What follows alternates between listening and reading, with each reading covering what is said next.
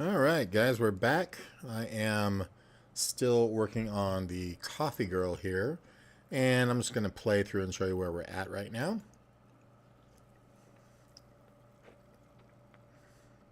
Got a little parallax camera movement going. I've got her skeleton in here. I do not have everything rigged, but we're going to work on that next. So I'm going to come back over here and just start seeing what needs to be where.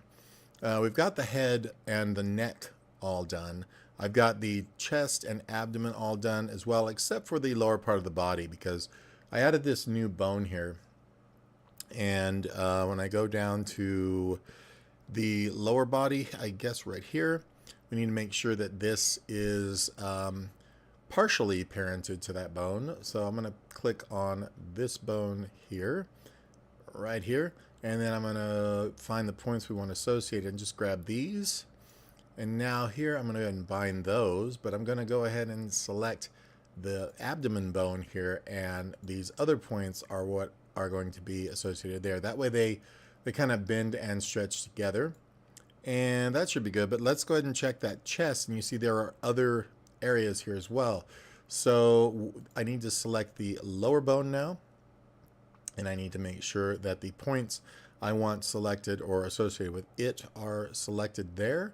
We're going to bind those to that, and then this bone here is going to be for everything else above it. So we should be good. When I check these bones, everything looks good. So the entire torso is done. So now it's about the hair and the arms and the rest of this stuff. So let's go ahead and figure out what that needs. So this says lower hair. This is the file folder, so we need to open this up. That's the group. So the right hair highlight here, that one's going to need to be kind of associated with two separate bones, I guess, as well. This can all be changed when we do our smart bones and stuff.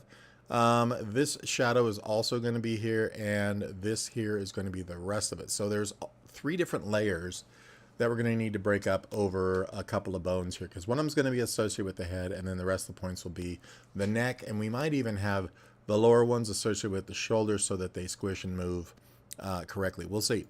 So this lower highlight, I'm going to go ahead and say let's start with this head bone, and the points that are associated with it are going to be these upper ones. Yeah, it sounds pretty good. Let's just start with those. Make sure I have the bone selected. I think I clicked off of it. And now the points are going to be these guys. And we're going to bind those. The next bone is going to be our neck. And we're going to go here and bind. Well, I suppose we can do all of them for now. And bind those. That's just for that highlighted strip. Now for the low hair left shadow, that's going to be here. We're going to select the bone again. I'm just going to go through this methodically. And we're going to grab just the upper ones here, bind those. And then now the neck bone, we're going to go and grab these points for the neck. And you can see there's a lot of stuff on the shoulder here. So I'm just going to grab these. And then I'm going to save some here for the shoulder, which is going to be this bone. I think that's the only one we really need to worry about. I don't think the arm bone is needing to come into play there. So there we go there. And then the lower hair overall, we're going to select the head bone. And we're going to say for this we want, let's take these points here, bind those. And for the neck bone, and hopefully this will look fine. If not, we can, pick other points if we need to and so on. But for this, let's just go ahead and take, well, maybe not all of those. Let's go with maybe this amount. I don't know if that's going to work or not, because this is going to wind up squishing these up into these. But it's going to move so little, it may not make a difference. Let me do this again. Let's go with this, and let's say maybe that instead. Okay, bind those. And then for the neck bone, well, we're on the neck bone, but then for the shoulder bone here, I'm going to bind the remainder of the bottom ones here. So they kind of move on their own when the shoulder is raised or whatever. That should work. We'll have to test it. So this part of the hair is done. Let's close that one up just to save some room here. Let's figure out the other parts of the hair. Here's hair front right is what we want next, which is going to be this top part now. So we need to go with the hair highlight. That one is pretty much, I'd say that's just bonded straight to the head layer. So if we want to, yeah, we can just take the layer here and just bond that straight to that bone and it's good to go. The hair upper shadow, I'm thinking we might want to take these last 2 points and put it on the neck bone, just to keep things looking a little good and connected. So let's go ahead and we're going to point bind this hair upper shadow, and I'm going to grab this head bone for now, and of course these points are going to be all of these except for the bottom 2 we don't want. We're going to bind those, and then we're going to grab the neck bone right here, and I am going to select those bottom 2 to be associated with the neck so that they kind of stretch correctly. And let's go. We got the hair highlight now. We've got the hair upper shadow, the hair front. Yeah, because we have this extra hair, we're going to do this part with the upper, and then these 2 points are going to be with the neck. So let's go ahead and select the bone of the head, and then we're going to say let's use these points for that, which is going to be pretty much all these, and we're going to bind. And then for the neck bone with that hair upper, we're going to select these remaining couple of points so that those kind of bend with that bottom hair piece. So the highlight here now, this is going to be on the other side. This partially is going to be with this head bone, so we're going to select the head bone. We're going to select these points here and pretty much right through to here, and those will all be bound. And then the neck bone for the same piece of hair, I am going to grab all the other points, and I think, yeah, this one too. We're just going to grab these. This will all be just for that upper, and we're going to bind those to the bottom bone. So now the hair upper shadow, it's very complex, but you see how I'm doing this in a simple way. We're going to grab that bone, we're going to grab these points only here, and we're going to bind those. And then the next bone will be then for the neck bone on that part. We will grab these remaining points and bind those. And then now we're going to go with the hair front right, which is this whole piece here. I'm going to grab the head bone, and we're going to select the points. The ones we want bound with that are going to be, well, most of them. I'm going to go like that and say bind. And then we're going to grab the bone of the neck, and I'm just going to come through and get all of these guys down. Got to include this one down here too. I missed it. And once we get all of those, bind those. That should work okay. We'll have to tweak with our smart bones and stuff, I'm sure. Low hair highlight is going to be down here now. This is not going to involve the head, but I believe it will be partially the neck, just the lower part. So with the neck bone selected, we're going to grab, let's say, these few points here and bind those. We're going to grab the next bone down, which is the mid chest here. And we're going to go ahead and select the next set of points here. Right, let's just go ahead and grab those, bind those, and the next one down, the next bone that is going to be this one, and we want to make sure we take these tail ones here and bind those. Now, granted, all these could be associated with like dynamic bones and stuff like that, but for now I'm going to start out this way, make sure everything moves correctly, and if we need any kind of dynamic bones, we can add that. The low hair shadow now is going to be the same treatment. We go back with the head bone. That one should probably be associated at least with these top points with it. Bind, that way they will stretch with it appropriately. And then the neck bone, same thing. We're going to grab the ones we want associated there. Probably just these. bind those, and then the chest bone here. I'm not going to worry about the shoulder bones right now. I just kind of want these to move with the torso more than anything. And I mean, if we move an arm, we can make that move a little if we want, but I think primarily it needs to be the chest bones, the torso bones. Okay, so that's probably okay for this. We bind that. And then the next one down, we can grab the remaining bulk of points. That should be good to go, I think, and bind those. Then the low hair right, this is going to be kind of like the whole larger bulk with all the little hairs in it and stuff. This is the main color as well. This one is going to be, let's say, take the head bone, and we're going to associate just a couple of points there. That way these will kind of stretch when that moves correctly, we hope. And then I'm going to go for the neck bone, and the points will be controlled by the neck bone. It will be these. Let's see, all the way down to maybe about here. We'll see how that plays out. Bind those, and then the chest is going to be... and this is just a really rough groupings because, like I said, I can always go back in here and say, nope, we don't want that point or whatever, just because it, you know, it does weird stuff. Those did not select correctly for whatever reason.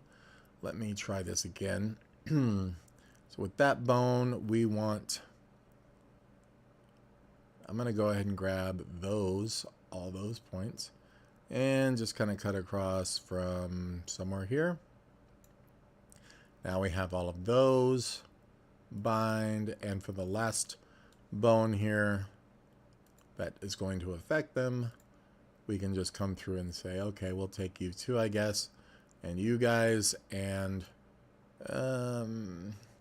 maybe not that one, but let's do it anyway because that one will now stretch down with those, and we'll say bind, and we're good to go there. So now let's look, here's this other hair section. Let's figure out where that is. It says lower hair. I think this is one we already did. Yes, it is. So as far as I know, the other thing we need is the hair back. So with that highlighted, we can come over and select the bone we want, which is the head, and we'll get the points for it right here and bind those. We select the neck bone. So it becomes a rhythm after a while. It's pretty fast and easy once you get going. And there's that, and we just say bind those, and then the chest bone upper here, and we bind those. So I'm just saying the same thing over and over again because that's what it is. And we go bind points. Now there's only one there. We could have put another point here to help. So you can anytime go back in and just add a point like this. You can go back to the bone that you're selected, grab the points, and include this one also with that selected bone that easily. And then we'll select the bottom bone here, and then we can grab all of this and bind it as well. And I don't think there's anything else hair wise we need, so we can give this a test if we want. So let's just zoom out, come back up to our bone layer. The hair should move now with the head when it's moved, which is kind of a relief compared to the way it was looking. So now we move this, you see it kind of morphs more correctly. It's not perfect, but it's way better than it was. The neck now moves and we get some hair movement there. We're gonna have to figure out what's going on with our highlight there. And then of course we move this. This for the most part moves correctly as well. Like I said, lots of smart bone actions that are going to correct all this. Also, this highlight on the shoulder, I think that really should be in the back. So I need to figure out where that's at. It's probably going to be in the torso layer, I'm thinking, or the arm, probably in the arm right upper. So let's go look for it. Arm right upper, this guy, or arm left upper right here. So this really needs to be moved or something, because that is looking not correct right here, and that keeps things from kind of functioning correctly as well. So we'll just put that like so, and that should be good to go. Okay, so with those, we're going to go ahead and try to do the basics of the arms. I still need to do the hand detail, but we're going to do these others first. So I'm going to go ahead and find my layers here. The right hand is not associated with anything yet, so we need to do that. So we're going to grab this bone, and I'm going to say these layers. Now, we're not going to have to open fingers. We're not going to have to do anything like that, so that's a good thing. Let's check my thing here. And I'm just going to make sure we're on the right stream here real quick. Let me see, which one is it? Make sure we're on the right one here. And yeah, if you're watching, let me know. I'm gonna switch over here to kind of figure that out too. Let me just jump back to my page real quick. And just grab this. I'm gonna have to turn the sound off, of course, because if this is happening, yeah, that looks okay. I just want to make sure that I can see the chat if anything is coming through. Doesn't seem to be the case. All right, so like I said, nothing is associated with this, so we're gonna have to bind points on that bone. And what we want to do is take all of these. Yeah, that will work. So we're gonna associate all the hand bones with that bone, and we're gonna bind. And then the arm, though, you're gonna see it's gonna be partial. So the forearm right is gonna be partially with the hand bone. So let's go ahead and probably pick those points up here that will be, you know, mostly associated. Now there are a lot of points. It still works though. Some of these can be blended out which ones should go where, but that's okay. We're going to bind those, and then we're going to go down to the forearm bone, and then I'm going to bind pretty much, I think that's going to be all the rest of these.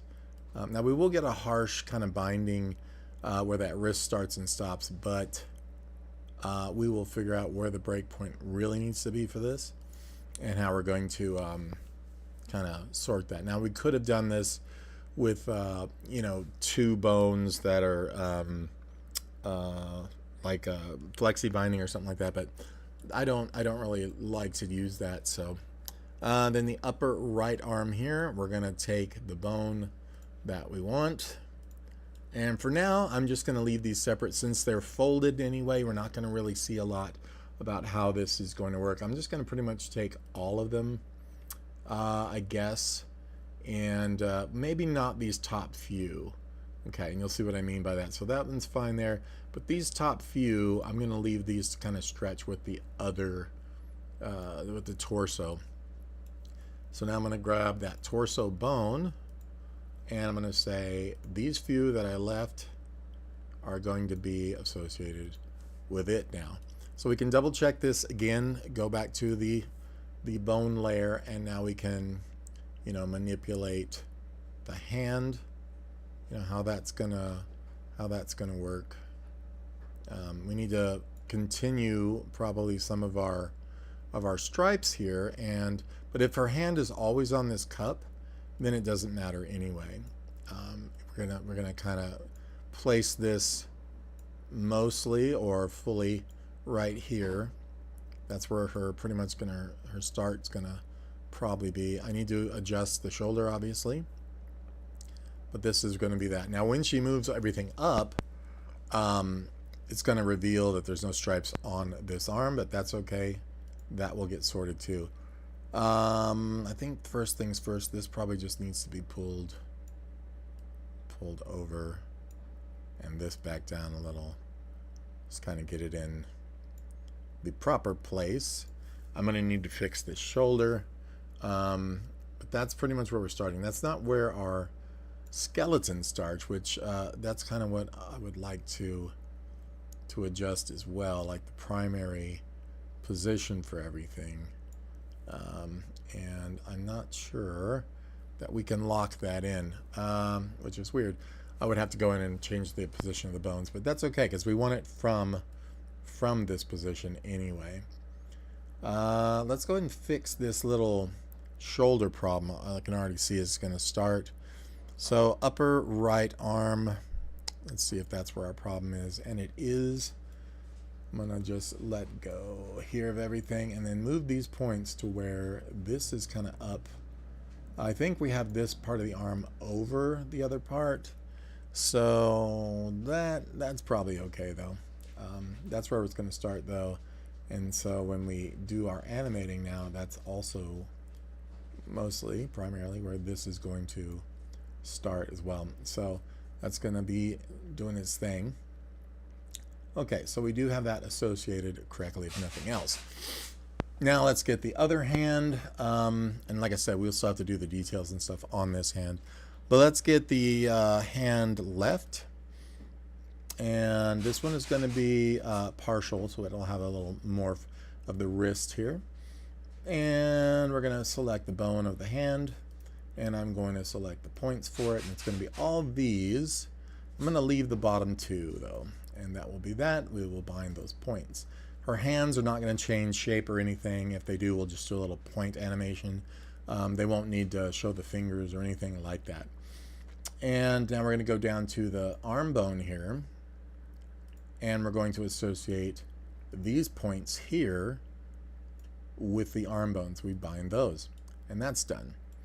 Now, while we're still on the arm bone, we're going to find our forearm layer, and we're going to then pin or select all the bones that will be part of that, which I guess that's fine to kind of fudge that a little bit because they kind of need to be like that.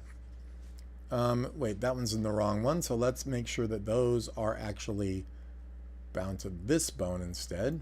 My bad. We're going to go through here and just say, oh yeah, all y'all, you're going to be part of that bone, so let's change. And then we're going to select now the arm bone, if we can, bone, and select that arm bone, and then get all the other ones we want to be the arm bone with that one. And I'm going to leave some of those the upper bones. I'm going to leave some of these lower dots here, I guess, associated with the upper arm is what I'm trying to say.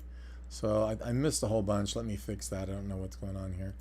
So with this particular bone, we're going to select these points, but I'm not going to select those that I'm trying to skate around there, I think. And you got to try and imagine what will have what effect. So by making this all come down, that'll be fine. These should stay in position. I might want to leave those in position, but I think that's going to be okay. We're going to go ahead and bind those anyway. And then the bone, make sure that this is the bone they're associated with, and it's not. This bone is here. What did I do? I don't know, but none of my points are associated anymore.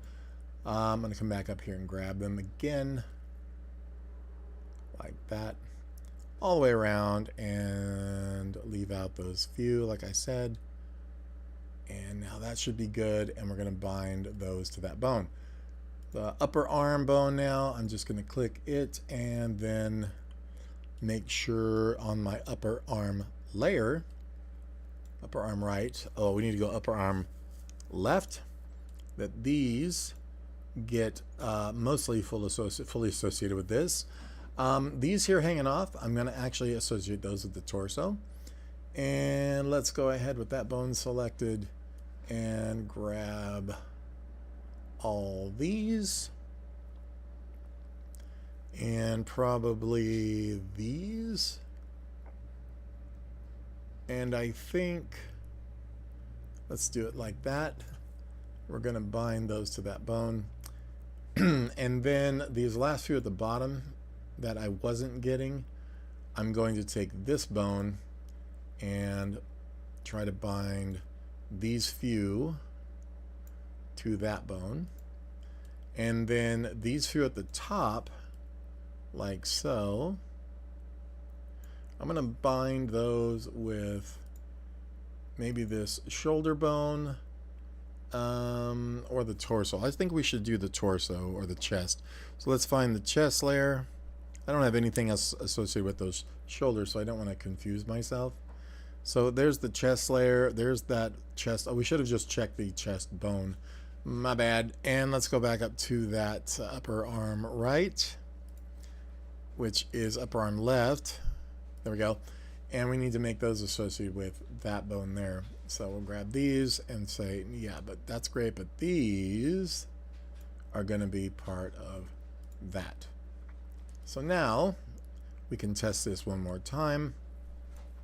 Go back to our bone layer and move these around a bit. So we're going to move this hand. That part seems all right, except we're obviously missing some points. I don't care for the way that highlight is being weird. So I think the hair may or may not be associated with that. We'll check. There's just some points that aren't associated and some that aren't associated properly. Also, we need to decide this cup needs, the points of it need to be totally bound to this bone here. So to do that real quick, I'm going to make the cup and its highlight, we're going to make that a group. So just going to group that with selection here. We're going to double click in there and call it cup and accept. Hey guys, what's going on? Thanks Mike, thanks Ron. And with that cup, we can come in here and we can bind that to that bone if we wanted to do it that way with a bone, you know, binding. We're gonna have to shift the layer over though, I guess, to make that appropriate. So I'm gonna grab it and move it over into the hand, and then of course we can take the bone itself, and on the bone layer I can come in with the bone transform. Maybe that's what I want. Probably just going to need to move the bone itself. So we're just going to do like so. And you can see now that it does move with the hand. Maybe not absolutely appropriately. I do want to, though, probably bind this hand bone to that hand bone where they move together, probably. So I think I can do that by taking this hand bone, which does now, it should anyway, move like that. I should probably put a target bone here though, because we're getting some wonky stuff, and I really want this to be more like inverse kinematics. And it'll make this so much easier to move. So if we take, deselect all of our bones, we add, oh, let's deselect all of the bones here. Click, and we add a bone right here. And we click off of that one and add another bone right here at this wrist. Those are going to become target bones. And I'm going to say this one's called target right, like that. And then this one's called, make sure we own the selection, target left. You're going to see this magic here. Target left. Hopefully you guys can still hear my microphone. I keep bumping the cable and it's got a weird short in it. I need to trade it out.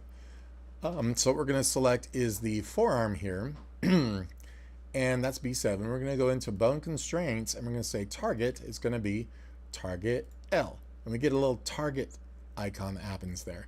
We're going to go to this forearm now. And we're going to say target is target R. And we get the target over there. And check out this magical thing that happens when you move. Oh, we got to turn down our bone strength also. Let me just figure that for these two bones. Pow, pow, and go. You have to have your bone strength off for those kind of bones.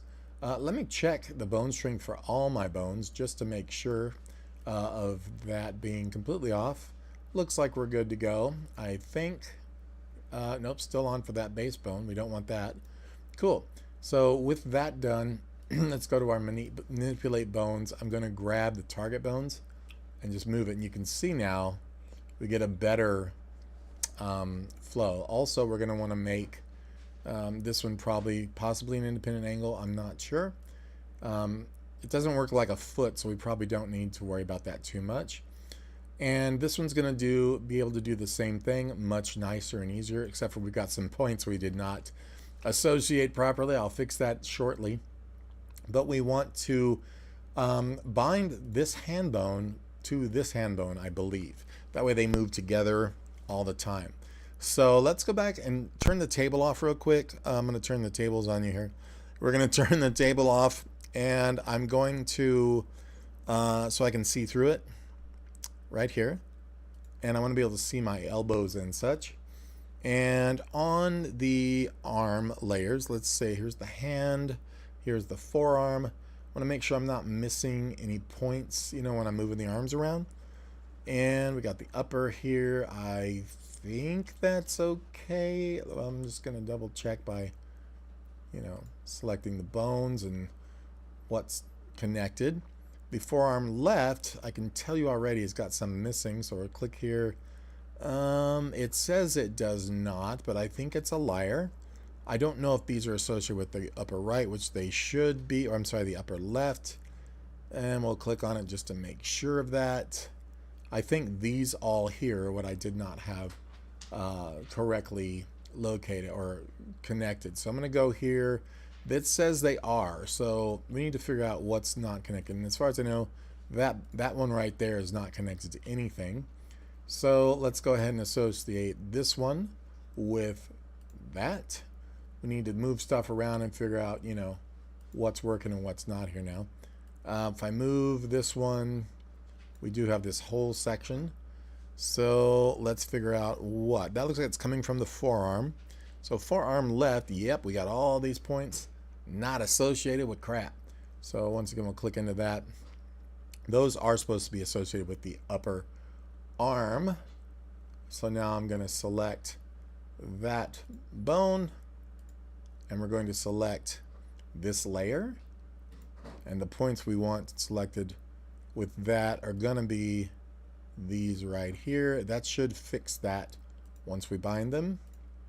And we're going to check that again here. So as I move this around, that all, I think, come on, move. Oh, it just keeps moving forward. That seems to be much better as far as what's doing it, what it's doing and what it's not. Let's grab this bone and see if everything looks okay. All right, I think that worked primarily. We still have one missing or something up here. So we're gonna check on our upper arm, left upper arm. And it's going to be one of these guys that's not bound to something. So let's check the bone, this one. We'll see what's bound and not.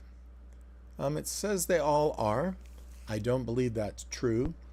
So if we come in here and manipulate a little, we can see that one right there seems to be lying. If I go to my, was it the chest layer? That one's there, but this one is not associated with it like it's supposed to. So let's go ahead back to that upper arm left. That's going to be our culprit right there. We want to make sure we select what bone that's associated with, which is going to be, I think I said this one. It says it is, and this is why I'm a little confused. Let's just double check that. You know, there might be two at the same place, who knows. And I bound those. We're going to check and hope that that seems to be correct. But see, no, I think that's right. Yeah, I think that is right.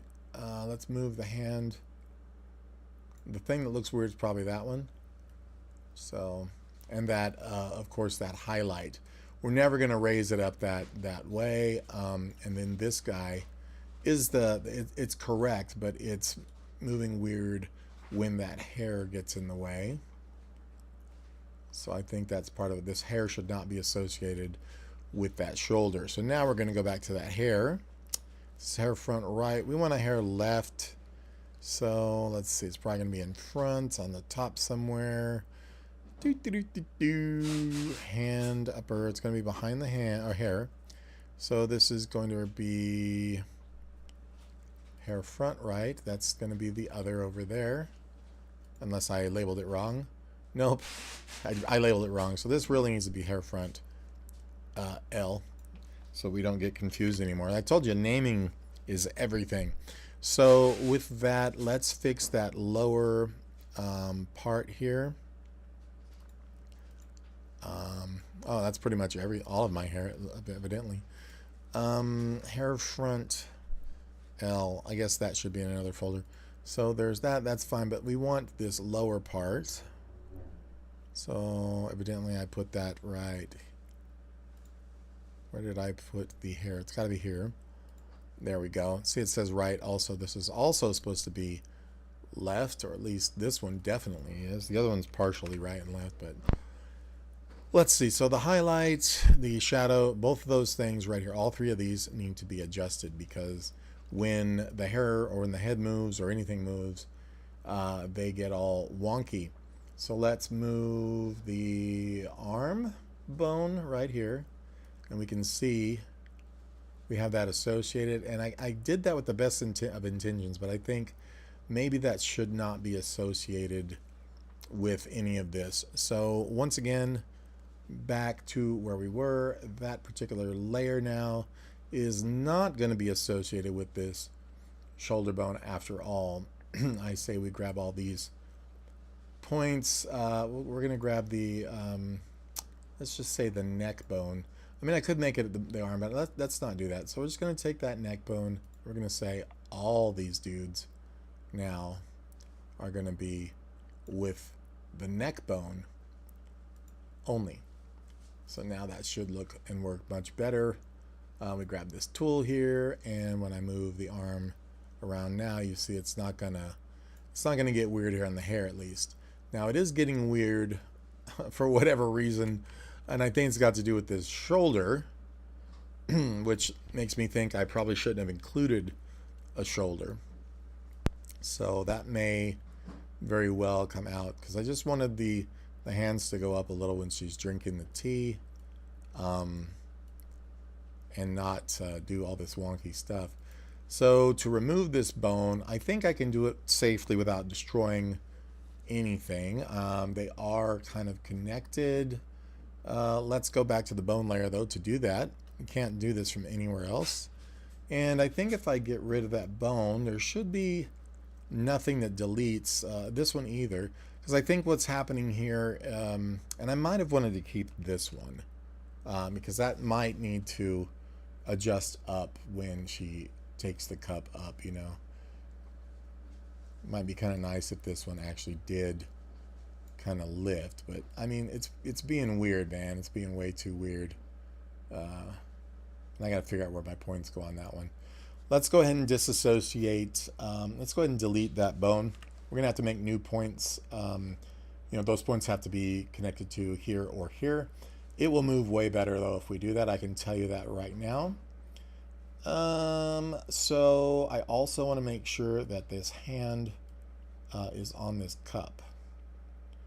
I don't want to have to shift the layers. I don't think that's necessary, but let's go ahead and get this one twisted around a bit better as well, and moved over where that's going to be, definitely going to be. And we'll turn our table back on because well, we just need that table there. And let's just kind of see here what's going on. That's fine, that's fine, not a big change there. And let's associate, let's pin, what's the word I'm looking for, guys? Let's go ahead and point bind the things correctly now. So I'm just going to come back down here to her upper arm right. We can see there's no binding here now. And I want to take the chest bone that is here. We're going to bind those to it. And actually, they already are. Let's leave them. because that'll work. And let's take the forearm. That one should be fine there, but then the upper arm here should also have points bound to this. So which points are they and what should they be? Let's take these. It looks like it's kind of doing a little auto version of that to a degree, but let's take these and bind those to that one to be absolutely sure. May or may not work. Let's try the neck stuff down, because now that we have those other ones gone, this may be completely out of whack that they don't have any shoulder things to bind to. So on the chest, we can see, I don't know what those are doing, so let's fix that. So that bone is the chest bone, and this needs these bound to it as well. So we're just going to say, yep, bind those dudes. And let's bind these now, I think, to that arm over here. As odd as that may seem, we're going to bind those points to that arm. I think that will work fine. And then these other ones should already be good to go on our neck. And let's make sure that these three here are bound to this chest bone, not that hand bone though. So you see how that's also selected. We need to make sure that's not. And then now this bone is selected, and it's got to be only this bone. And we select those are bound to it. Good. And then if I select this bone, there can be nothing bound to that one. So that looks good. Okay, I'm going to test this out a few more times here. I mean, this is just the constant struggle. That looks fine with the hand movement. This looks, I think, good with the arm movement overall. We need some of these stripes back here. But I think overall that looks pretty good. She's going to be sitting here like this, and then she's going to just lift this up. The hand needs to, of course, be able to be in the correct position. It's a little bit difficult. It may be because of the target bone. It's a bit wacky. And it might be the placement of these others, because without that shoulder, I mean, it is a little odd that her elbow has to kick in so far. So she's going to be naturally more like this, and then she's going to lift that up. And I'm not a fan of that elbow doing what it's doing. So with that, we might need to move the this bone to get it to be a little, I don't know, a little more friendly. Let's find out. Back on the bone layer. I could be screwing it up completely too. Keep that in mind. Let's just get so that if this pulls up, that's just going to immediately want to flip that around because of it's the tight proximity to that one for sure. So I'm going to move that one over a bit. I'm going to angle this down, angle this one back out, and I'm going to lengthen this wrist a bit, and then take this one and just pop it on the top, and hopefully these will still move correctly. That's the intention. Let's try that now. On the 0 frame, it's going to be a little weird, but back on my first frame, just have this like so. When I pick this up, it's a little more natural of a movement of the arm because it's bending from a different place. And of course this will be made to be more level. I think that works a little better. Not perfect yet either, but I do want this hand kind of locked in either with the cup or with the other bone. So with that, let's find out how I can parent this. I'm going to actually parent this bone to this bone. So we're going to grab this bone and we're going to reparent it to this bone. Now granted, I might lose my parenting to my wrist, so that's something else I need to be thinking about, which is probably the case. I didn't even think about that one. So we're going to move this one around. And yep, we lost that parenting to the wrist. So let's fix that. Check our reparenting again. Make sure it's parented to its correct arm. What I'm wanting to do though is make sure that this, it's kind of like a reach target, you know. I'm going to make sure that this follows the cup. So maybe instead of moving this arm independently using, using this target bone, maybe it's like the hand bone needs to target the cup, which would make sense. So let's see if we made a bone here, and let's see that the cup's already got a bone. Maybe the cup can have, well, the cup can have more than one bone, but yeah. I'm trying to think of how that would work. This obviously follows that in an IK rig. But what if it followed the hand? No, because we couldn't put it, we couldn't move the hand around correctly. This is going to obviously follow that because that layer is bound to this layer. But what if we put a bone in the cup and shake it all up? Maybe. I don't know. I don't know if that works. I might just have to animate the hand to match manually. So whatever. That's probably what I'll do because it's just a really simple movement. I'll figure the rest out later.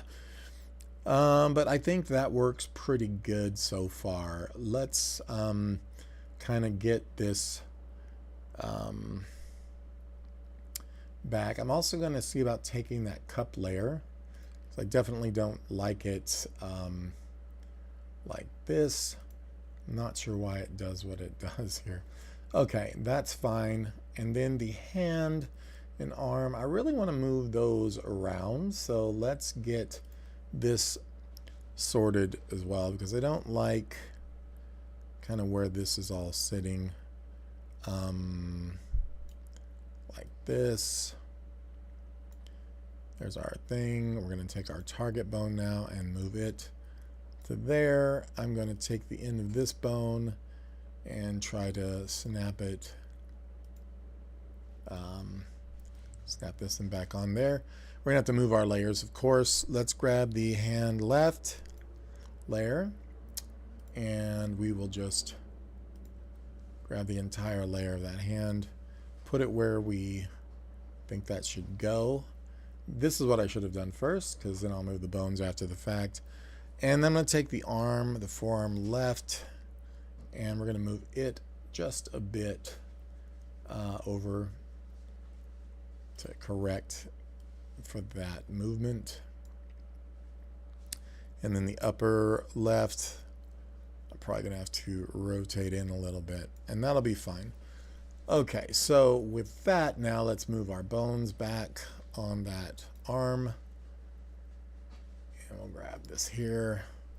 That definitely is not where that goes. So let's grab the end of this one, put it back on our wrist. That hand bone now, hand bone needs to move here, and then this bone should go back to where it was. Just gonna make that a little longer to be able to manipulate it a little better.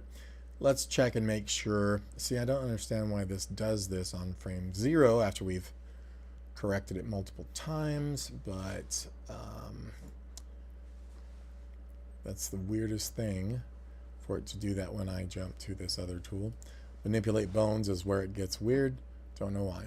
So that being here, it looks good. Let's go ahead now and on frame 1, make sure everything is how it should be. Let's just grab this now, put it back up here where it's going to be. She's going to be looking back and forth, and then she's going to drink her tea, and then she's going to bring it out. So I think the drink's going to happen right about here. So I need to grab the bone here, bring it up, tilt this down a little bit, bring this over, bring that down a little bit more, bring this hand up where that would be. It all feels a little clenched and tight and weird to me right now. And this is where the T is going to be down, in my opinion. So let's go ahead and move our arm back down and tilt that cup back up. Bring this hand back to like a resting place here. So this will be the tea drink. And I think her hand on the side is a little weird. So we're going to move it over and tilt it now. There we go. That feels a little more natural. And then we're going to bring it back down, maybe here. I don't know the timing yet, so we can shift all these keyframes around when everything's done. I'll pull this back down as well. Turn this back up. This one will need to come back up and back over as well. That looks like a nice, so she comes up from here, obviously in the wrong position. So that's just because the hand tilt or angle there wasn't keyframed at that point. So that comes up to a correct position there. And we're going to correct that right here as well. So a little bit of angle maybe here, and then a target movement. So this is going to come up. Right there we need a little movement. There we go. And then up to the mouth. Drink. And this needs to hold on that drink, like boom. And matter of fact, we might even tip in some way the cup, kind of tilting somehow here. This now can come up a little more, maybe even tilting that hand around this way now. I don't like how the elbows are coming together so much, but it looks kind of intimate, you know what I mean? It kind of works. So boom. And this needs to be a hold. So this frame is going to be a duplicate. I'm going to grab that. I don't like whatever this is. And this is. No, maybe I did need that. I lost my pin. So that is from here to here. That's a wrist correction. I think I'm going to get rid of it. So this will go boom like so. But that needs to hold. So this bone, I'm just going to grab both these, copy, and over here I'm going to paste back in. So now we've got, and then she comes down. And this one actually can be quite a bit slower. And we'll make this a bit longer. I think I'm going to make this more like maybe 300 frames. Just give us a little longer to fade out or something, you know? 300. So this will come up, this will come down. She can blink or do whatever. So now when the hands come up here, that cup should kind of tilt, or at least look like it's tilting for the drink. I can do that with a smart bone action.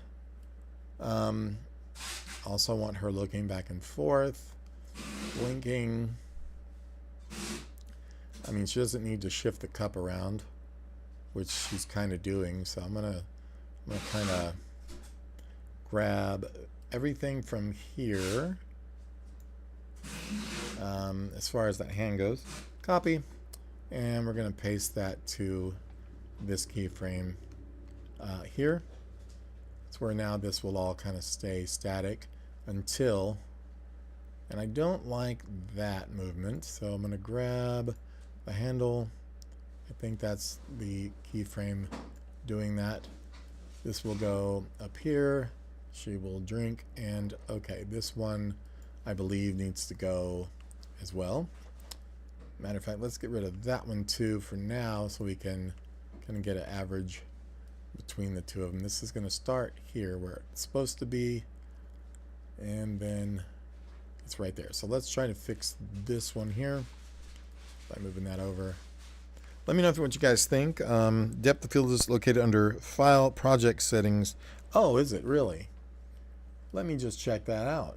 File, projects. I don't know why I didn't see it in there, but it doesn't seem like a likely place. I guess you just have to enable it, from what I'm wondering. And yes, he has found it for us. Thank you very much, Anthony. Very, very much. Don't know where this is going to be just yet, but yeah, that's great because now we're going to get some blur out of these closer objects. I can see it on her. Very cool, very cool. So appreciate that. Now, animating that depth of field would really be super handy if we could do that. But I'm not going to count on, everything at this point. So let's just go back in here to project settings, see if there's an animation we can do of that, because the focus range I get. Let's focus her first and foremost. Okay, good. Oh, not the range, I'm sorry. The focus distance be here. Then the range will tell us how close we're blurring, how far we're blurring, etc. I'm not really seeing that changing a lot for anything else, unfortunately.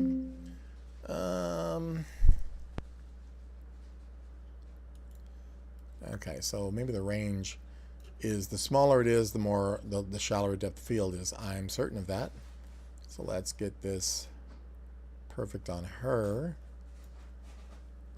This range needs to be pretty low. The blur radius, yeah, I don't know if you guys see any of my issues here. What's happening here? Sort layers by depth, true distance maybe might help us, but I see no real blur on anything else. Focus distance is, it's only affecting her. Why is that? That's a little odd that it's only affecting her. Maybe that's because I have it on a woman. I don't know. Like I said, I don't know why it's only affecting her. That may be not the case when we get into it, but you can see, yeah, that ain't no good. She's right, and then she's way not right.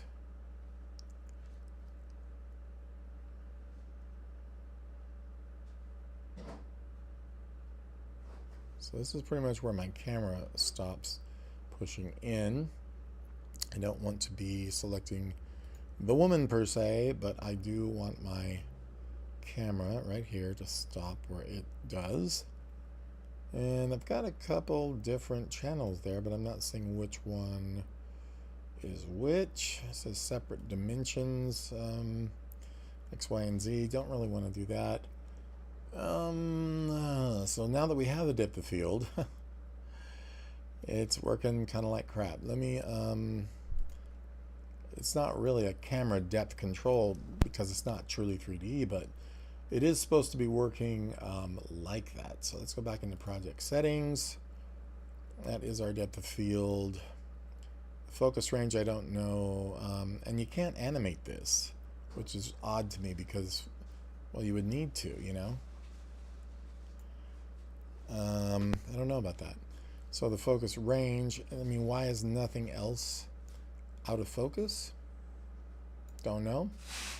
Let's go ahead and knock this down to about 15. I don't see that because this really needs to keep her in focus the whole time. Yeah, I'm gonna have to look into it. I appreciate you finding that for me though, but yeah, I need to still find how you control it when it's happening. That's a little odd how that works. Anyway, let's deal with that later and go back to our first frame here and see now that's out of whack. And it should be this that is blurry and her in focus all the time. And I don't see any settings for such a thing. I mean, there really should be, a focal length or a something, at that point, to where you don't have to do it with separate layers being blurry or not, because you can't guess at that stuff. Yeah, I'm not sure. I'm a little Kind of surprised about it, I guess. Maybe in this motion graph there's something about the focus. Maybe not. This, no. So, yeah, I'll have to figure it out. But thanks. Appreciate it. Okay, so with that, because I want her to stay in focus all the time and none of this. I want her to be in focus. This is like an overall depth of field. Well, not here. But it, like it says, isn't an animatable property. It doesn't seem. I find that really weird. Because I don't know how I'm going to use that without being able to control it. You know, this is not animatable.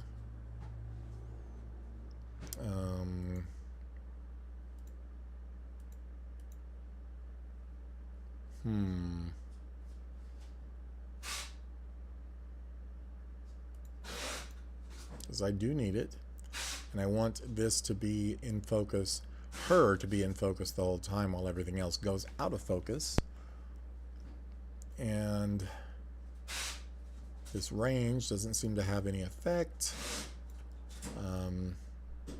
I mean, it does here now when that's down, so that's good for this, but what about my plant? How come that?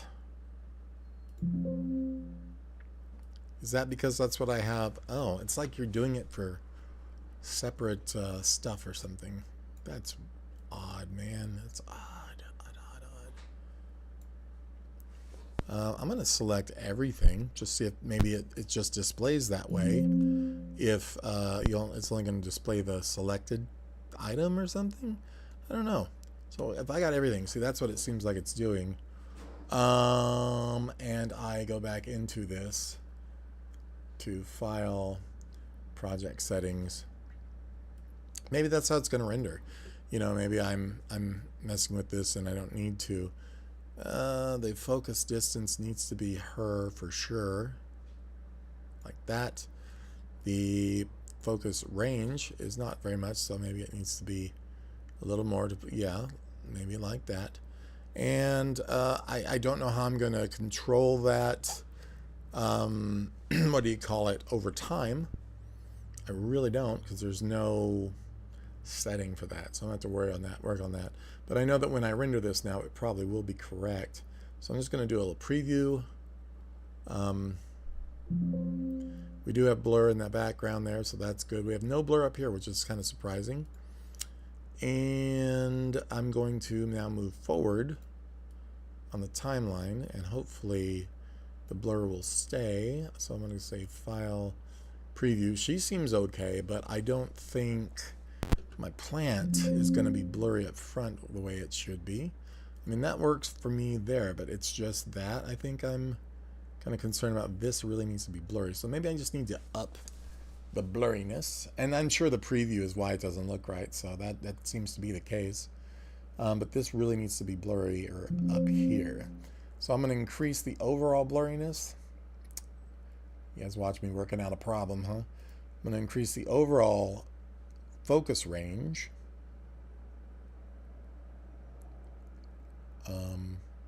Maybe that's not what I wanted.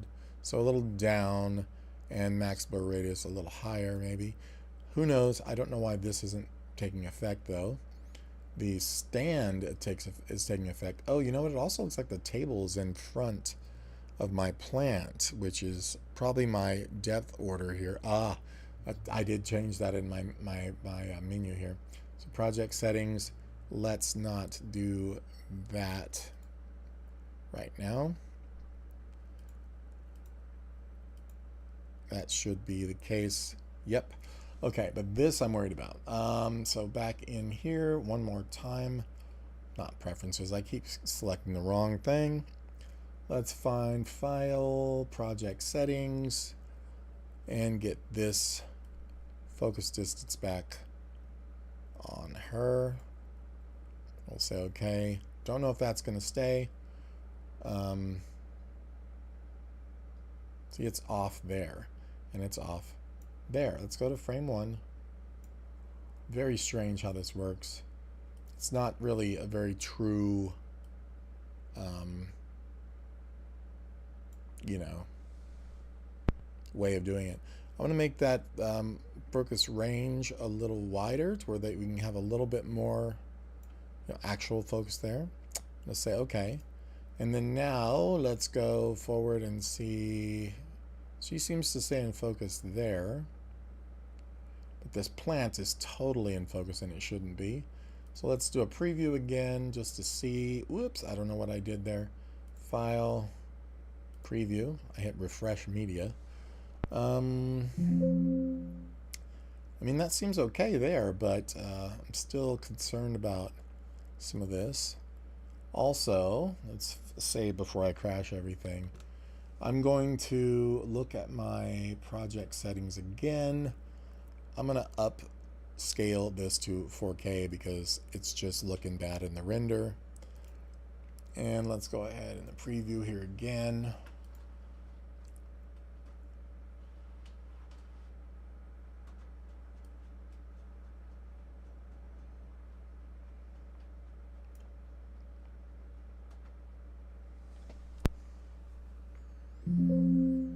We're getting the blur, but we're not getting it here. And I think it's got something to do with the depth on specifically this plant.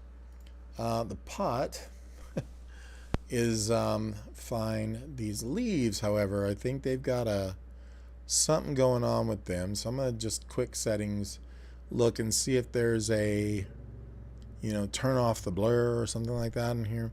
So let's just close that. And I'm going to double click it to see if we get a better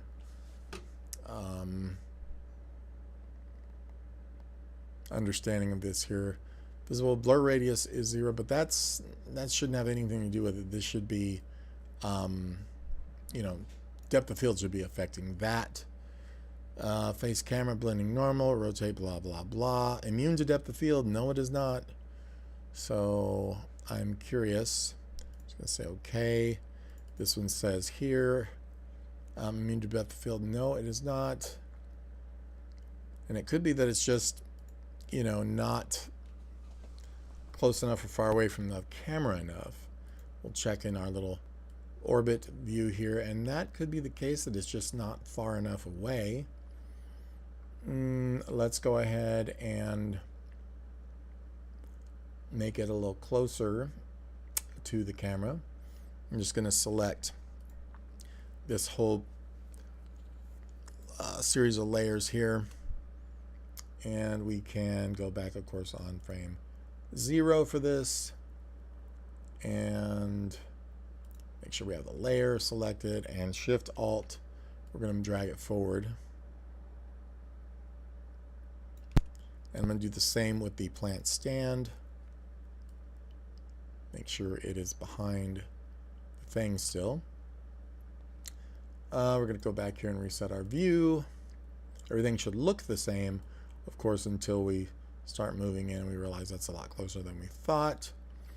And we're going to go back here again, and I'm going to adjust that depth of field to be quite a bit more fieldy. So I'm going to knock that down to 0, max blur, something like that. Let's just see. I don't see it updating, so I don't know how that's going to look. But let's preview, see what happens. Now at 4K, it's going to take a lot longer, of course, to render our little shot out. I just want to get that plant in the foreground to be blurrier, like real depth of field. There we go. That is much better. Okay, and then with that, I don't know if you guys were seeing that. You were not, so here you go. It looks a lot better now. So she's in focus, and this actually is blurry here, and that's somewhat blurry back there. Okay, so sorry if you couldn't see that. I just realized that was rendering up on my screen. Okay, so with that, we're not seeing it in preview. That is fine. Might pull a little of that blur back out, though. So File, Project Settings, And I really wish I had a better control over this than I do. But let's just bring that up to about, 375. I don't know if that's gonna do, because I'm not getting a full preview, which I really honestly thought with the new updated engine you're gonna get, that updated preview. I think GPU caching is gonna do it for me. Yes, it is. Duh. Okay, and so with that, let's reset our view.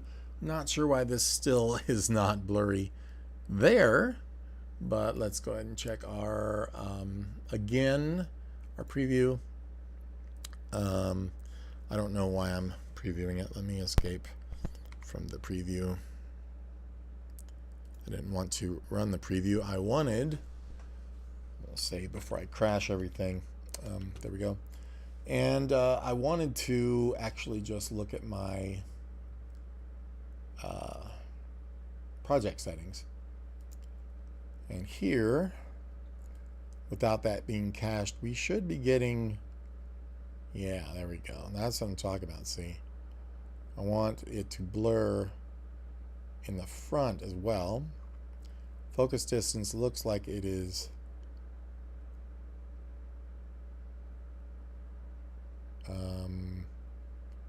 correct. This is the focus range, though, that I could really turn down. The focus distance is going to be right on her layer. The max blur radius, then we can turn down to kind of control the strength of it. So I get it now. I understand what I'm doing. We're good. That's what we need. So as this gets closer, it's going to... nope. How do you animate it? I'm dying here. I'm dying here, man. So right here, that's where this needs to be set. It seems like it works perfectly, and then you go try to move the camera, and the camera isn't, the focus is not animated. So how do you do it? I don't know. I'm gonna do one preview here just to see. I know it's gonna look just like that. I'm a little frustrated at this point about it, because yeah, it's still blurry. No, that's not what we want. So we need to try to figure this out. This focus distance should be animatable, and that's ridiculous that it's not. This should allow you to put a keyframe on focus distance. So I'm wondering if I had sort of like auto frames or whatever. That's auto freeze. I don't really want to freeze the keys. I just want to make an automatic keyframe on this. So that's a marker, etc., etc. I don't want to hide any of these. So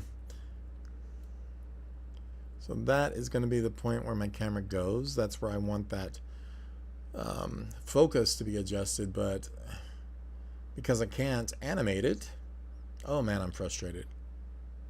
Because I can't animate this focus distance, it's going to be a pain. I'm just going to say okay. I'm hoping somehow it did that. I don't think it is, because there's no way to do that. And now when we move back, you're going to see she's going to be blurry, and I don't want her to be blurry here either. She needs to not come into focus, but be in focus the whole time. All right, so that's something that I'm going to have to look up, because it's just going to continue to frustrate me, I think, at this point. So we need to add our other plants. I'm just going to turn off our little effects here, or what is it called? That. I'm going to add another plant here. So with our UI highlighted, we're going to add another layer. This is going to be in front of the back wall. We got our window shelf, little cactus cup. This is going to go, somewhere here as well. This billboard piece. This is going to be in front of that as well. This plant pot is which one? I think it's the little white one. So Control U. It is not. So in front of that anyway, I'm going to make another layer and draw this pot with this plant. So we're going to say Rear plant R, so the right side. Hopefully that makes sense. We'll see if we've actually got good audio still. Cool. And now I'm going to go and make sure I can see our chat if we have one. Yeah, let's get this plant going here. So we need a pot. We need some leaves. So let's just map out our little pot shape.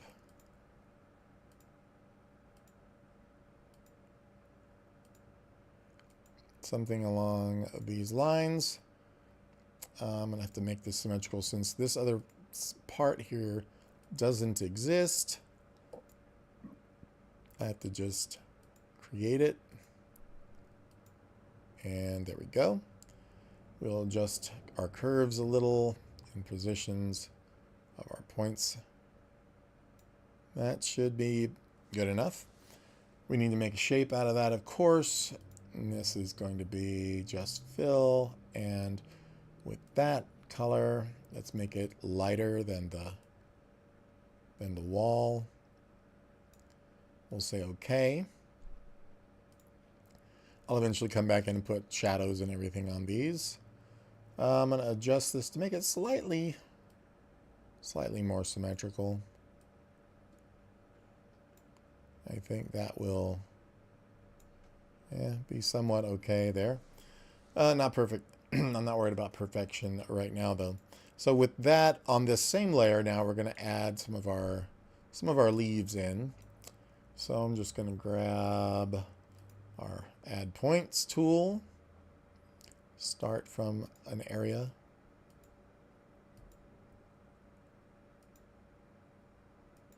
And, you know, none of this needs to be perfect.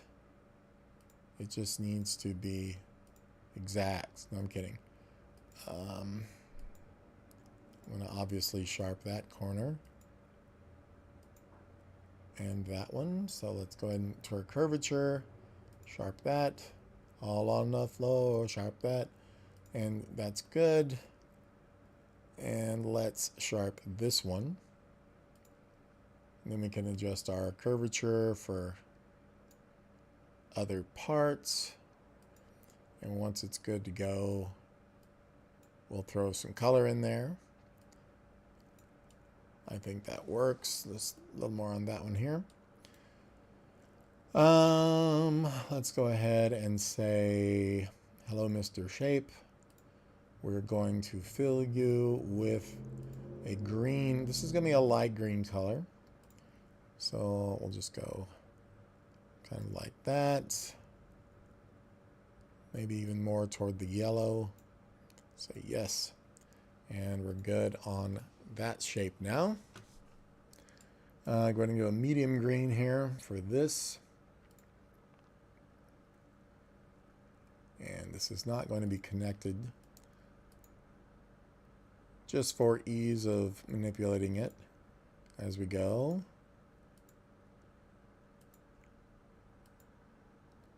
And I'm just going to click that one. So this one here can be sharpened. This one as well. Everything else now gets repositioned.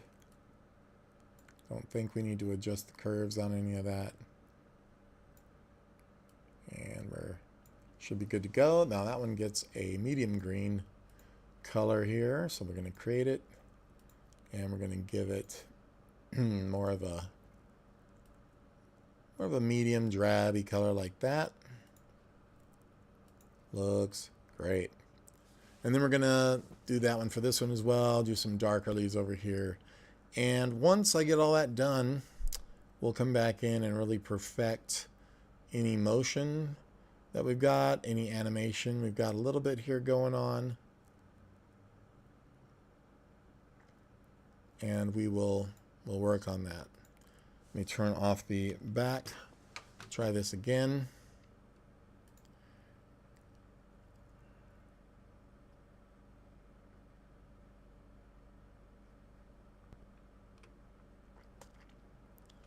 Okay, and as you can see, as that cup is there, I do not like this position. So let's find out what we're doing here. So we got that's right and that's right. But the middle, somewhere about here, is not. So let's just go ahead, manipulate that, grab it, pull it up more to where it's supposed to be. And this one as well, you can see, is slightly off. They tend to do that given whatever our interpolation settings are. I just like it smooth if I can, because it tends to just make it look better all the way around. Okay, and you can see our plant is definitely not in the right place, but that's okay because that will be worked on later. All right, so I'm going to go ahead and go for now, guys. Thanks for watching. Thanks for your help, Anthony, on that. And Ron and Mike, thank you guys for watching. And I will see you all later. That video got 27 views while we were doing it. 28 actually, which is pretty cool. I appreciate you guys watching. I could keep going, but my voice is getting a little bit tired. I don't know if you could tell.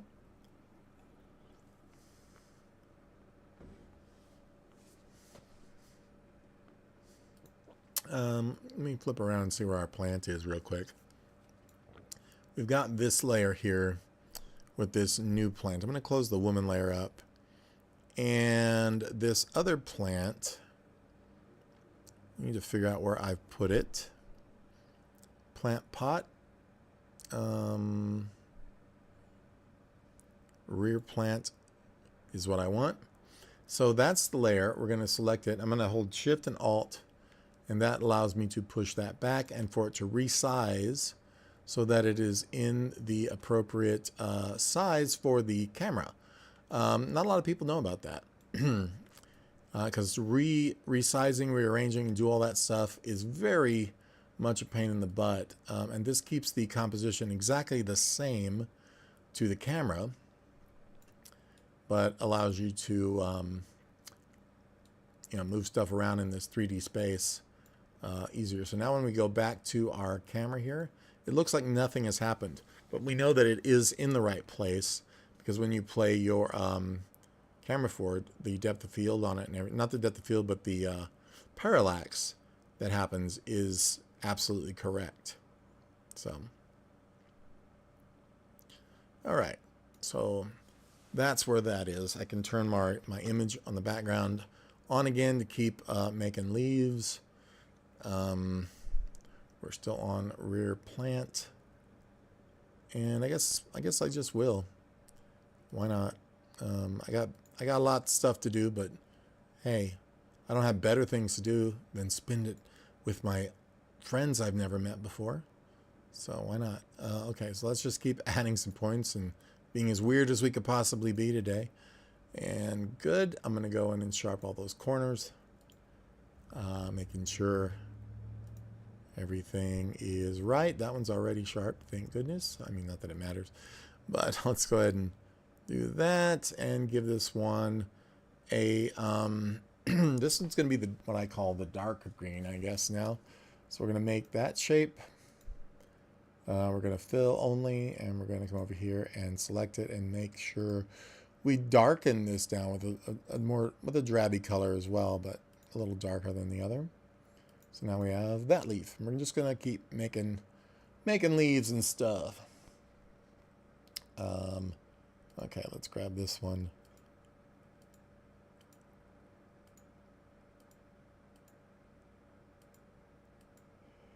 I'm just approximating here. It's a background object, so it doesn't have to be 1000% perfect, of course. I am not going to make it crap, though, but which I could, trust me. I have that ability. I'm just going to, adjust some stuff where I think it needs to go. Looks like we need a little highlight there. This one, could save some junk there. All right, and this one probably could be sharpened there. There is never any junk on my computer. I don't know what they're talking about. Okay, that's good. That's good. Cool. There's a little highlight, but I'm going to worry about all those details later. So this one's going to be a medium color, I guess. We can make a new color every single time we do this. I don't care. But it's not a dark. It's going to be kind of a medium-ish color. Let me make sure we've got a shape first. And then we can, yeah, ensure that color. Cool. We can change these colors anytime we want also after the fact.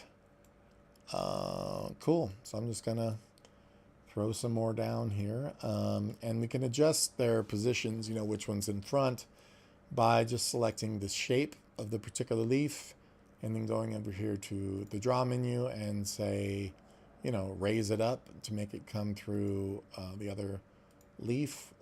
Watch this one here. I'm just going to keep raising until we see it get much stronger. We can even go in and say raise to front, and then we'll get the kind of like the full effect when we turn off the interface, you know, from the other. So you get the idea. Once we turn on that and we turn off our curves, you can see how those are going to kind of lay out overall. Something going on with that depth of field though. I still gotta figure out, I think. Turn on our curves. I'm just going to come back here to our view, and you can see that it's not in focus, and then it is, which is really cool. But I just want to be able to focus it here and have it in focus. You know what I'm saying? And then bring it into focus over time, or keep her in focus the whole time. That's a very important thing to be able to do. So I don't know why in the world that'd be the case. Now, granted, I could take these layers out into After Effects and do all that in post, but it'd be nice. It's a simple program, you know, just do it right here. You'd think that would be how it should be. So if anybody can correct me on that, let me know. I'm going to turn off the depth of field for now and continue with my little plant growing here. This shouldn't take but a few minutes. I'm talking a lot, so I'm really not, you know, creating a lot, doing as much as I should be. So back on frame 0, we can finish these out. And I kind of want a bit more drabby color to these, so sharpen those points there, shift them around where they're a little more accurate. Accurate leaves, man, that's what this is all about. You got to get your leaves accurate. That's the sage advice right there from an old animator that I know, that I don't know. Okay, and then we're going to fill that one, and let's make this one a little more gray, drabby. You know, maybe even a little darker over there. Sure, why not? Looks good. Well, I'll use that same color on this leaf now. So back with our add points tool. Like this, and even this. We're going to add these and throw it on the ground. And we're going to go to curvature, sharpen our ends, as ends should be. Get these guys nicer shaped, like a good round plum, maybe even an orange. I'm being funny. Cool. Get that all in here. And a lot of work going on back there. Evidently not. Okay, I've got a microphone cable problem. Ignore it. There we go. And then I'm going to go and click on this shape and create that one. I don't know who you're talking to. And of course, I'm going to find some more leaves to put on here. Oh, I forgot. You need me to go? You don't have to. I'm going to probably just drive because it's late already. Like, connect those. We're now going to connect I'm going to deselect here. I'm going to grab some points and sharpen them. And sharpen this. Adjust these around. Looks good. And then we're going to take this and give it kind of a light, faded kind of green. Create.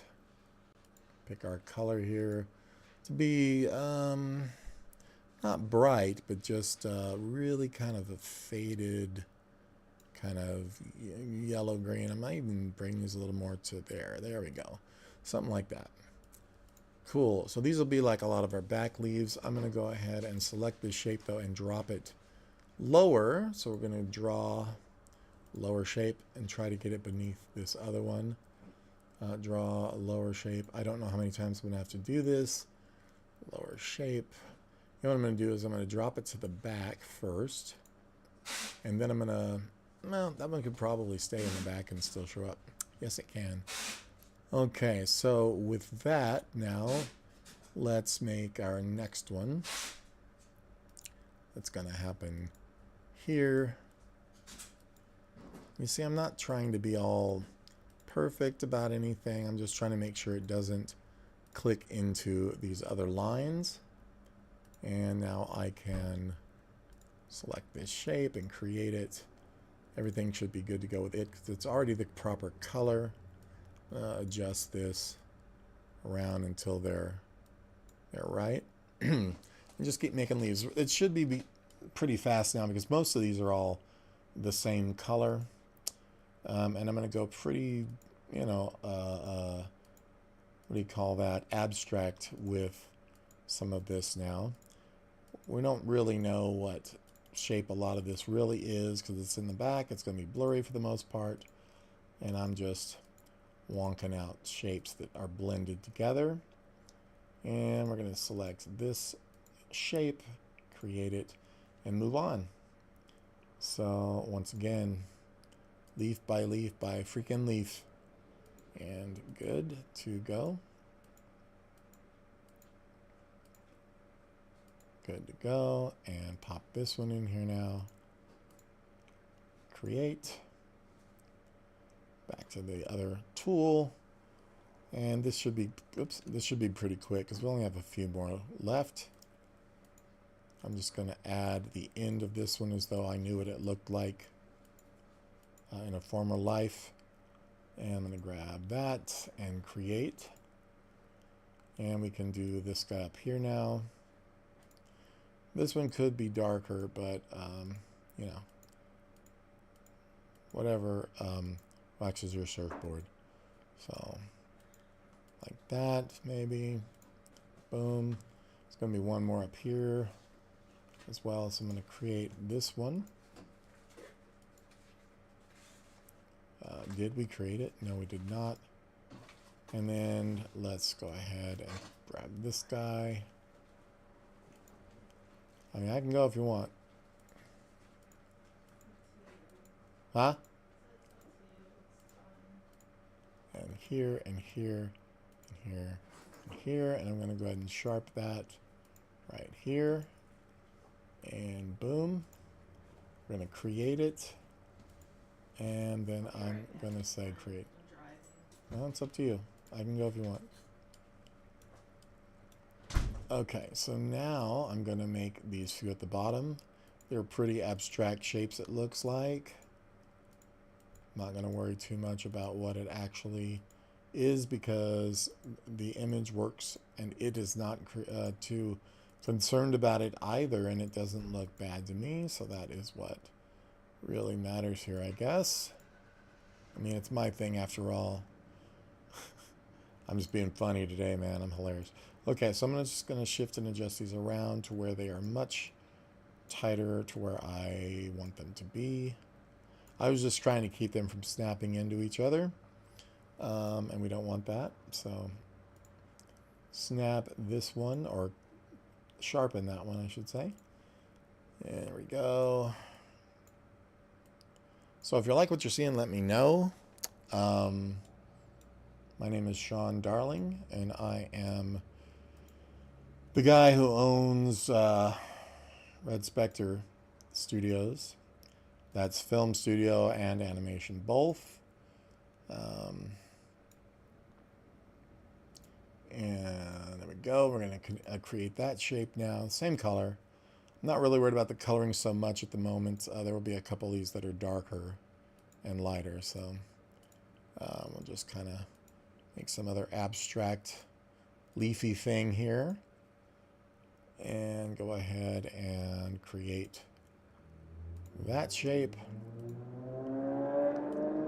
Loud vehicles outside, I tell you what. And here's another one. And my voice is starting to sound very tired, I'm noticing. We'll end here in a little bit, but just wanted to get more stuff done. I'm not sure what I'm doing with these other leaves here, since I don't have any other part of that image. I'll just draw a new piece, a new section, but just not sure with to what end am I doing it. So we'll leave those like this for now, though. I don't know what I'm doing here. That's just going to be as it is. I need to create some shadow and lighting at some point here, like light that's kind of coming through that window. There is another plant over here that I'll work on in a bit. But let's turn off this overlay and turn off our plant lines here. You can see how this is working. I'm going to go ahead here and ignore everything outside of this purple line. And we're going to run this and just see how it looks.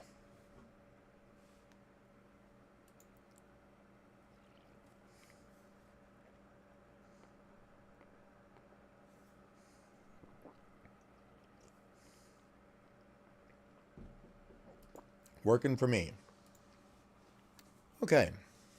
With that, why don't we have her eyes move around and blink? I'm going to go ahead and add some controls for those. It's a very interesting thing. We're going to use smart bones, and smart bones controls, smart bone dials will allow us to create controls for these things and have them do whatever we want when, without a whole bunch of moving around points and doing some ridiculous animation that we love to do, but is also very tedious. So first things first, we're going to click off of everything. We're going to go to our bone layer, wherever she is here. Let's just scroll up until I find. I'm going to close the plant up, the woman right here. And we're going to make sure we have no bone selected. We're going to add a bone. I'm just going to do it over here to the side. And why are we not seeing that? Is it because it is off the grid? Oh, because we probably have our overlays turned off. Yep, we're going to add this bone just like so. And I'm going to name this bone Blink. And we don't need to make separate blinks and all that because this particular animation is just what it is. So we only need to make her do what she needs to do. And with that blink here, I'm going to go over to the select. I'm going to go over to the show label so we can see it. And with that bone highlighted, I'm going to come down here to bone and come down to make smart bone dial. This is going to be our blink. We don't need to go 0 to 90. We can have just, negative 90 to 90. We're just going to go 0 to 90. And let's do it over only 48 frames. There doesn't need to be a lot of detail in this either. And we're going to say, okay. We open up our little timeline down here for the action. And when this goes like so, you can see that that is going to create an action that once this bone is flipped this way, whatever happens over here will be what happens because of that. I don't know if that makes any sense at all. It makes a ton of sense to me. Okay, I'm going to close down the hair here. We're going to open up the head. And we're going to look at our eye right. And we're going to zoom in to where we can see that right eye. Now we already have this set up with our masking working. This is just to manipulate the actual eye itself when it blinks.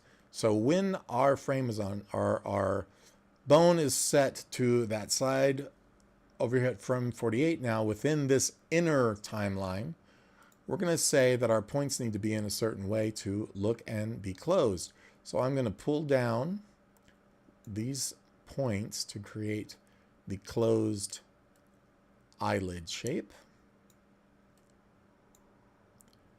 I'm going to pull these down as well. right to where that's going to be closed.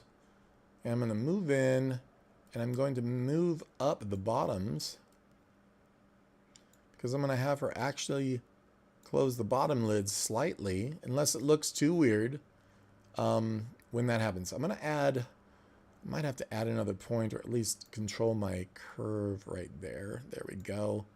And then you notice we also need to move these guys because there's way too many points in that eyelash. But they need to also move up when this moves up. This one is obviously way too long for an eyelash. And I'm just going to move it up as though it did do that.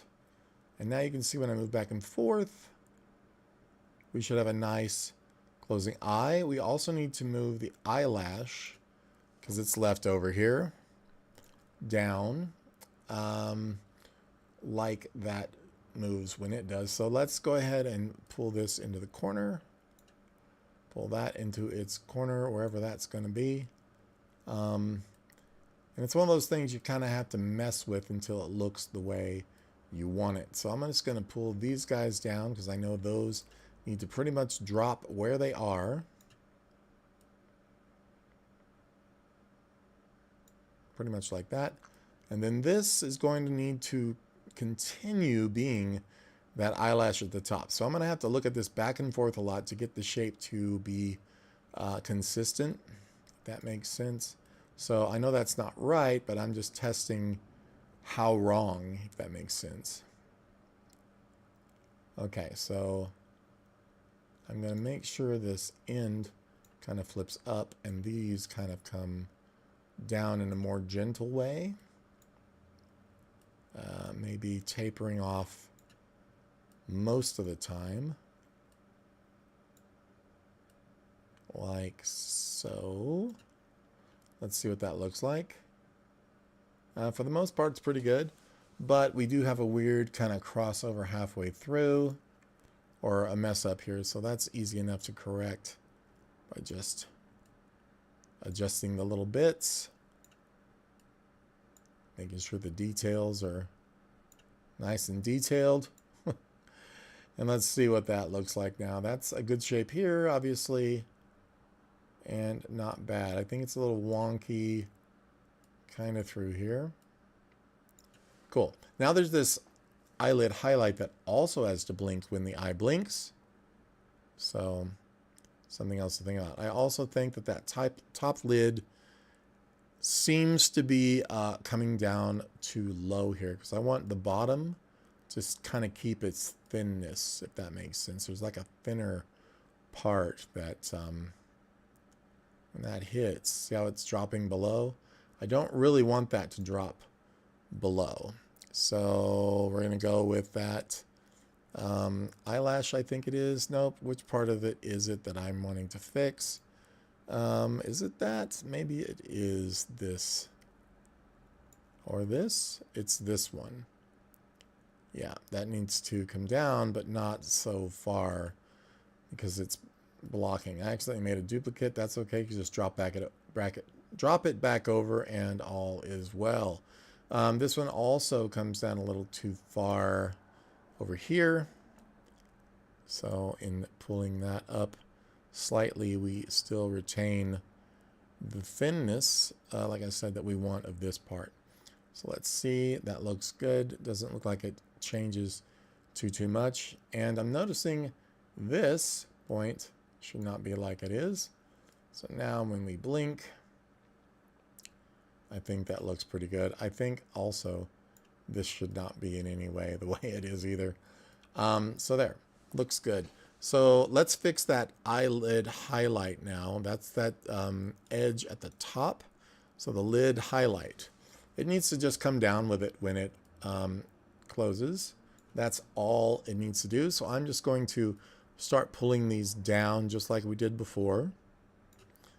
And just kind of get them resting on the top of the eyelid here. These can be adjusted however they need to be. This is going to try and shine through.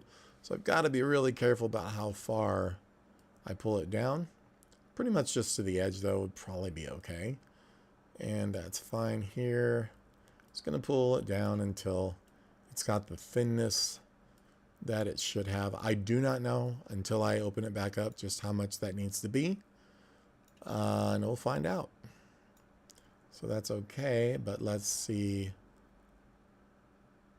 Maybe a little more, a little less here, and a little more over this way or something. I won't know until I know. So let's just see. When that opens now, the eyelash is going to cover it. So I think that looks pretty good. So you can see now this action is going to be that right there. I am happy with that. So we go back over to our actions here, double click the main line, and we can come back out of that. And we have this control now, this bone control. If we go back to the bone layer, that is, we have this now bone control called blink.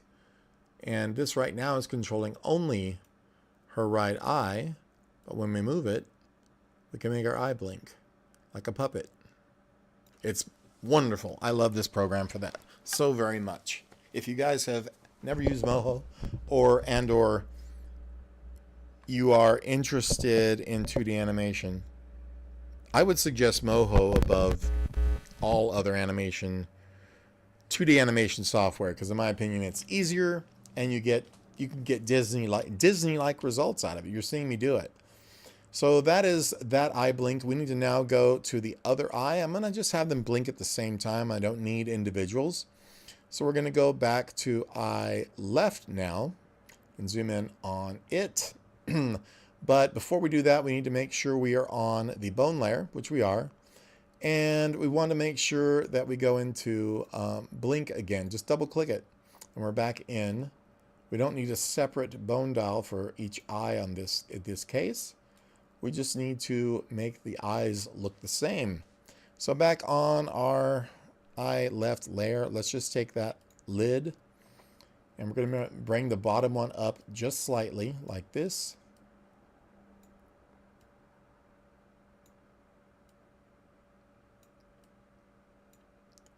Make sure our eyelash comes up with it, as does this one. And then, of course, close the lid. And we may need to adjust, which the bottom lid come up a little higher, a little lower. We won't know until we get it closed and start looking at it. So, and just straight down like so is fine. Let's just check that now. They look fantastic. So now on the lash, we need to also bring it down. And we need to judge from where does it start to where it's going to wind up. It does not need to go all the way into the corner. It just needs to go about right here. Like I said, I don't know if you guys have ever 2D animated before. Using Moho is great because it's not frame by frame, which if you love that, you love that.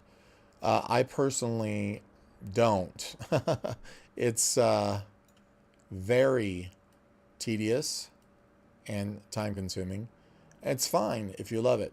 I just personally would rather spend my time putting stuff out than worrying about the way that it's being done as much. It's an art form. If you do it that way, I highly congratulate you. I think that's amazing. It's just not the way I like to animate. It's just a little too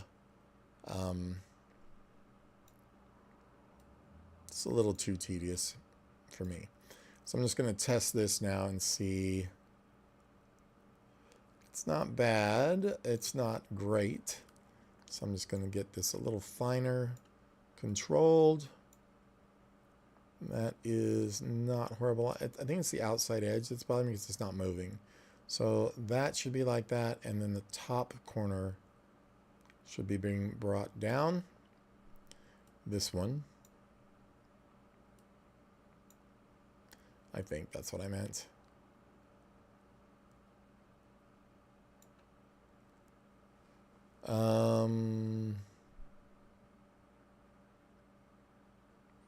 This is so hard to sort out. Okay, that is the top, and that needs to kind of swing around in a way. Meaning this needs to kind of do its thing. Now I need to figure out what's going on. What is this other piece under here that's bugging me so bad? I guess that would be, yeah, that. So let's just see now. Now see here. Okay, I think that's way better. There is something a little odd about that eyelash still. Maybe something like that. We'll find out. It works though. Okay, so with that here, now we need to do the lid highlight.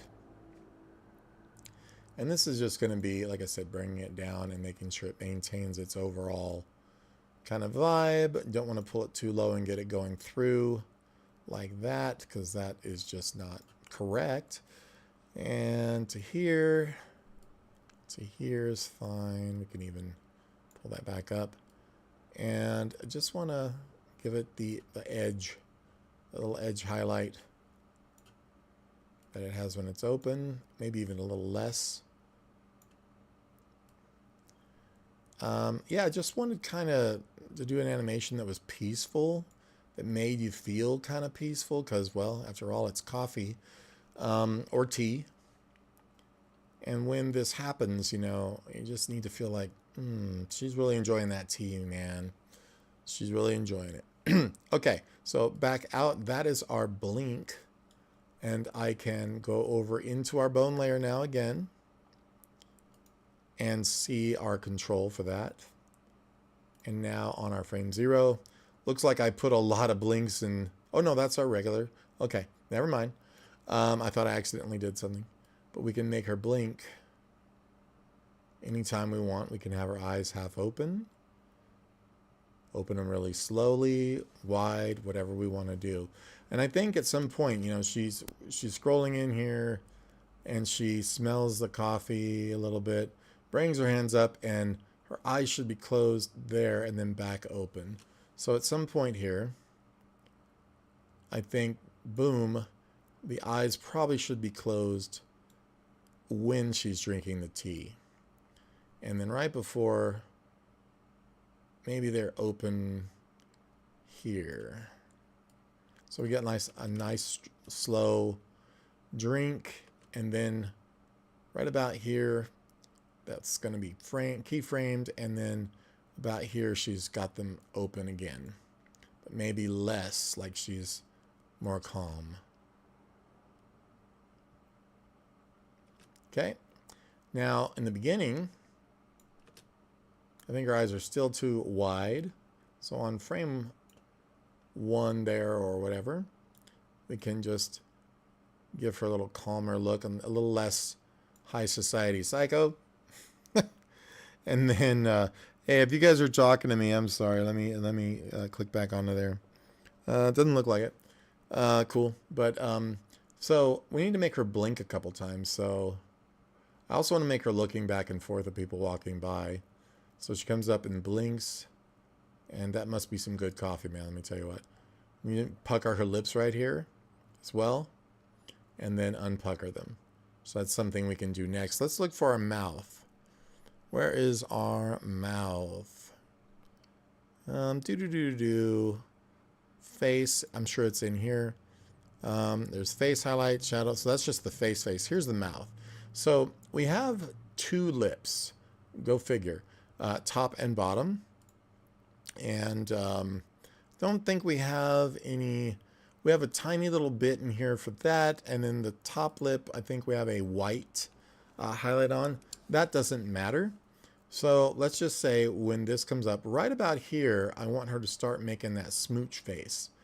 That may or may not be difficult to do. Let's go ahead and grab our magnet tool and figure out just how big it is. That's way too huge. And let's make this much smaller. Maybe a, 0.5 or something. And what we're going to do is shift. Well, we don't want to do it just yet. I'm just going to kind of touch her mouth a little bit.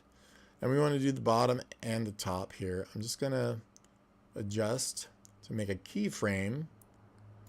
And then from here, right to here, I want to make her make sort of a pucker. So I'm going to go like that. Come over here and go like that. And the top lip, we can go like that. And bring it in from this side too. In fact, let's make this even a little bit smaller. And let's lift up the top lip. So now we've got... and then she can go back to this keyframe on these lips here when it's done. So let me just grab this, copy, and paste in. And then on the bottom lip, we're going to grab this, copy. Whoops, I'm sorry. We're going to copy here and paste this one. So now we've got her coming in and going, and then she comes back down. So I want to keep the pucker just a little bit longer. So I'm going to take these guys, pull them out. I'm going to take the, make sure we're at the same place. I'm going to take the top lip, and we have to pull these out to the same. And then I'm going to make a copy of this one to hold that frame a bit longer until she's actually done. So paste there. We're going to go with this one, copy this one, and paste here to where we get a, and then she stays until she leaves. I don't know if that makes sense to you guys. I hope that looks good. I'm just going to go back here and play that. And then she lets go. Cool. And I think a little smile might be nice just after as well. So she lets go, she's done. And then maybe right here she begins to do a smile or gets in the smile. So let's go with the top lip again. And this one is going to be pulled out and up a little bit and out and up a little bit. And the bottom lip, we can do the same like that, and maybe like that. Maybe even that pulls up slightly. So yeah, that's nice. Okay, I think a couple of blinks after that might be a good idea as well. So let's go back to the bone layer, and we should have her face bone here. I don't know why I'm not seeing. There it is, my blink. That scared me for a minute. So we're going to go here. It closes. They open back up. And I think right here, blink, blink might be a good idea. So we'll start here with our keyframe for it. We need to make sure we grab the tool. So a little bit of keyframe for it here. And I'm going to go close. And then open. I don't know how many frames we need for it, so I'm going to check that now. Just to see how fast that will play. And boom. That's not bad, but I think I want to make that a little bit shorter. There's a way, let's see, to scale these. I don't remember how to do it, but let's just move these closer and closer together to each other. Maybe like this. This one's going to be a little bit closer. And this one's going to be a little closer to here. The first blink, the close is faster than the opening. So I'm going to grab all that now, copy it, and paste it here. So now we're going to have a double blink there. So it's drinking, down, and then blink, blink. Perfect. I'm also going to grab this blink, whoops, copy it again, but this will be a much quicker blink, you know, as other stuff is happening here. So we're just going to throw a blink in right here. Maybe another one here. These are going to be farther apart.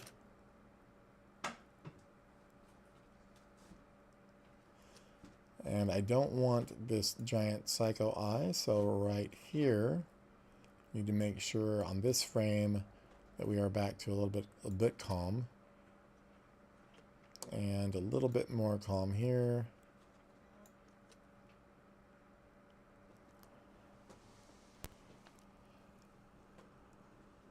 Okay, so cool there. Let's just look at what we've got.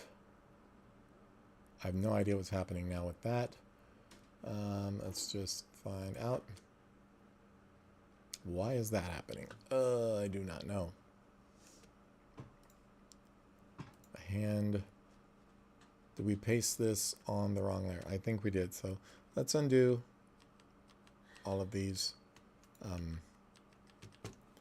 Come on now, don't do that. What is going on, folks? So we've got that and that. It looks like, though, we've got something going on here that I didn't intend, so I must have pasted that on all layers. So, okay, so the blinks I'm going to grab and copy, but these should be pasted on, well, I don't know if I want to paste them at all now. Let's just grab our bone and make sure that we're only pasting those keyframes on that layer. So, nope, it's pasting it on everything. Really weird. Let's try this now. Paste them here. Nope, it's still doing it. Okay, well, not relative keyframes. Let's just copy, not, oh, I see. It's probably copying everything and not just the bone animation, it seems like. So right through here, I don't know.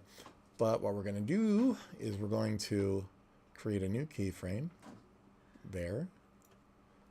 And then we're going to create a new one that blinks here. And a new one that opens like so. And then we can probably copy and paste these now since they are not for the whole body, I think. So let's just see. Boom. Boom. Yeah, for some reason it selected like the whole body to do that. So I'm going to get rid of that one too because that looks like an extra. Delete. Got a really wide-eyed expression there that we don't want. And then now this should close. In fact, I don't even know why this one needs to be here because it's the standard and it stays, and that closes, stays closed, and then blink, blink. Good. Okay, let's save. Most important part of waking up is saving in your cup. Okay, so that's good.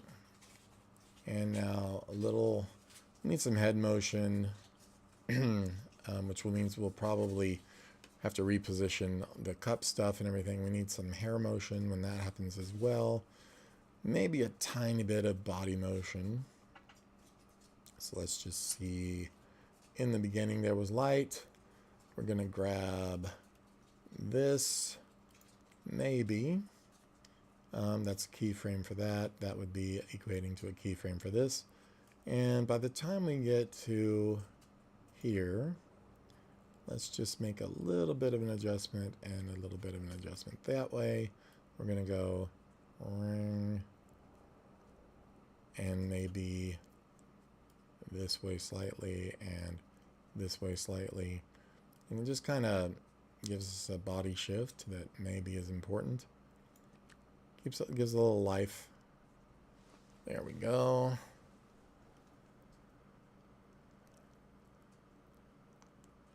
So I think when that cup drops back down, maybe we need to get this keyframe for both of these, and then this can be kind of a relaxing kind of thing maybe. Okay, that works for me. It's very subtle, but it's good. We also need some eyes looking left and right at some point here, so, and the head to look at left and right. This is going to be the interesting part. I'm sure you guys will find that to be pretty cool. Also, see this hair, really kind of bad just hanging out like that, so I'll fix that in a sec. So let's add in a head turn. So with nothing selected, all of our bones deselected, we're going to create at frame 0 on the woman bone layer, we're going to create a new bone. This one's going to be called head turn. I'm just going to put it right here. It doesn't matter if we see it. It will not render. So that's good. Head turn. Hey, Greg, how's it going? I do see you there. Head turn. And now, yeah, if my microphone wigs out at all, it's because I keep bumping the cable. Make sure we turn on the label here so we can see head turn. And then we're going to create, we're going to take off, we don't even have to take off the power, because actually if we go in here to the bone menu here, we go to make smart bone dial, and it'll automatically take that off. We do want -90 though to +90. I am going to do this over 100 frames just to give me some leeway and say yes. So right here at frame 100, this is going to turn her head that way. And with that set up, we need to go into all of our lovely layers. And this is where it gets a little bit tedious for some. So that is the bone layer. We need to find right now where's my head? Right here. Brows I'm going to worry about in a second. I've got to get the main head and head shape turning. Yeah, subtle animation is important, because when it looks over the top, you got Tom and Jerry, which I love, but it's not this. So let's go ahead, and for the head turning that way, we're going to need to move the pieces of the face and the shape of the face as well. So we're going to move the eye right first. This is going to move straight over like so. Looks very weird. The eye left now is going to do the same. Then we need our brows to do it. You can see these are like kind of hand-drawn pencil-like brows. I did not use, I think I used one of the new brushes, but nothing too crazy. The eyelash, all that stuff was within the eye layer, so I'm just going to close that up. The nose and nose shadow are important to move. I'm going to go ahead and move the top lip and mouth all together here as well. So we're just going to jump all this way. I'm going to test that movement, make sure nothing kind of lags too bad. I think that works. Now it's going to be the face shape and the ears. Now for the ears, I need to make sure that my animate layer order is turned on. I believe that needs to be in this head group. So I'm going to double click it. And on this depth sorting, you want to turn that on. Well, I'm going to want to turn on animated layer order. Apply and OK. Now we're going to go back into our face. This is the actual face shape. The highlight I'm going to leave alone until I get all this taken care of. The eyeshadow thing I think stays the same. But the face, this is the thing that's really going to need to be fixed. It looks goofy as, well, I don't want to say a dirty word, but yes, it does look goofy. So this guy will obviously move over for my chin. This is going to be adjusted a bit. The cheekbone should come out, I think. This should come out some. We can maybe pull this in just a bit. Maybe even make that jaw come out. Let's just see how that works with the head turn. That is not bad. Maybe this other point comes back in. I don't know 100% yet. Maybe the chin comes out even a little more. Yeah, we'll be able to tell the more, I think the eyebrows are lagging a bit too, so the get back on frame 100 here, and then yeah, the smart bones don't, but the smart bone dials do. Smart bones are definitely just the bone for adjustments and whatnot, but the smart bone dials for the controls, they do for sure. I can say that. So the eyebrow, where are we at? Brow right needs to move over quite a bit, and let's test that business out. The other one's lagging a little, so it needs to move over a bit as well. You notice I don't have these centered. My origins, they really should be. My mouse is sticking all of a sudden. So let me select that and fix that origin, because that's a little hard to work with. And then the brow right origin, you know, that was good, but and then we're gonna move back and forth and just kind of see if that's working all right for me. I think so. That other eye, those should be made to become a little bit smaller or squished. So on my whole eye folder now, or my whole eye layer, when that moves forward, I'm just going to take the whole thing and give it a little bit of squish, and that way when we roll back and forth it looks a little more natural. Also, I'm noticing my eyebrow did not move back when we it's probably because I animated the layer and not the points like a dork. Let me see just where that needs to wind up. That's okay there, but here it's a little laggy still. It's kind of behind the times there, so let's try that. And that should be pretty good now for that. Something about it that's still a little weird for me, it's the jaw and the position of the mouth. So the mouth now, when it's turned, needs to have a bit of squish to it, and maybe even a little bit of rotation. Oops. I'm going to select both these lips and slightly rotate them and slightly squish them in. And let's see if that works. That's better. The nose has a little weirdness now to it as well, and it's because it doesn't change like a stretched shape. You don't get this nostril being hidden, which I'm going to try and do something about. Let me pop my mouse out here. That little ball gets dirt in it and makes everything stick and be very frustrating. Okay, so now let's on the nose. Let's do on the nose, man. Let's take that nose and try to work it. So some of this, the sliding of it is good. It might need to go just a tiny bit more. And I think I want to try and push, like I said, this nostril, the right nostril, needs to be back. So let me just undo what I've got selected here. All my points deselected. And I'm just going to try and take that right nostril and make it a little closer.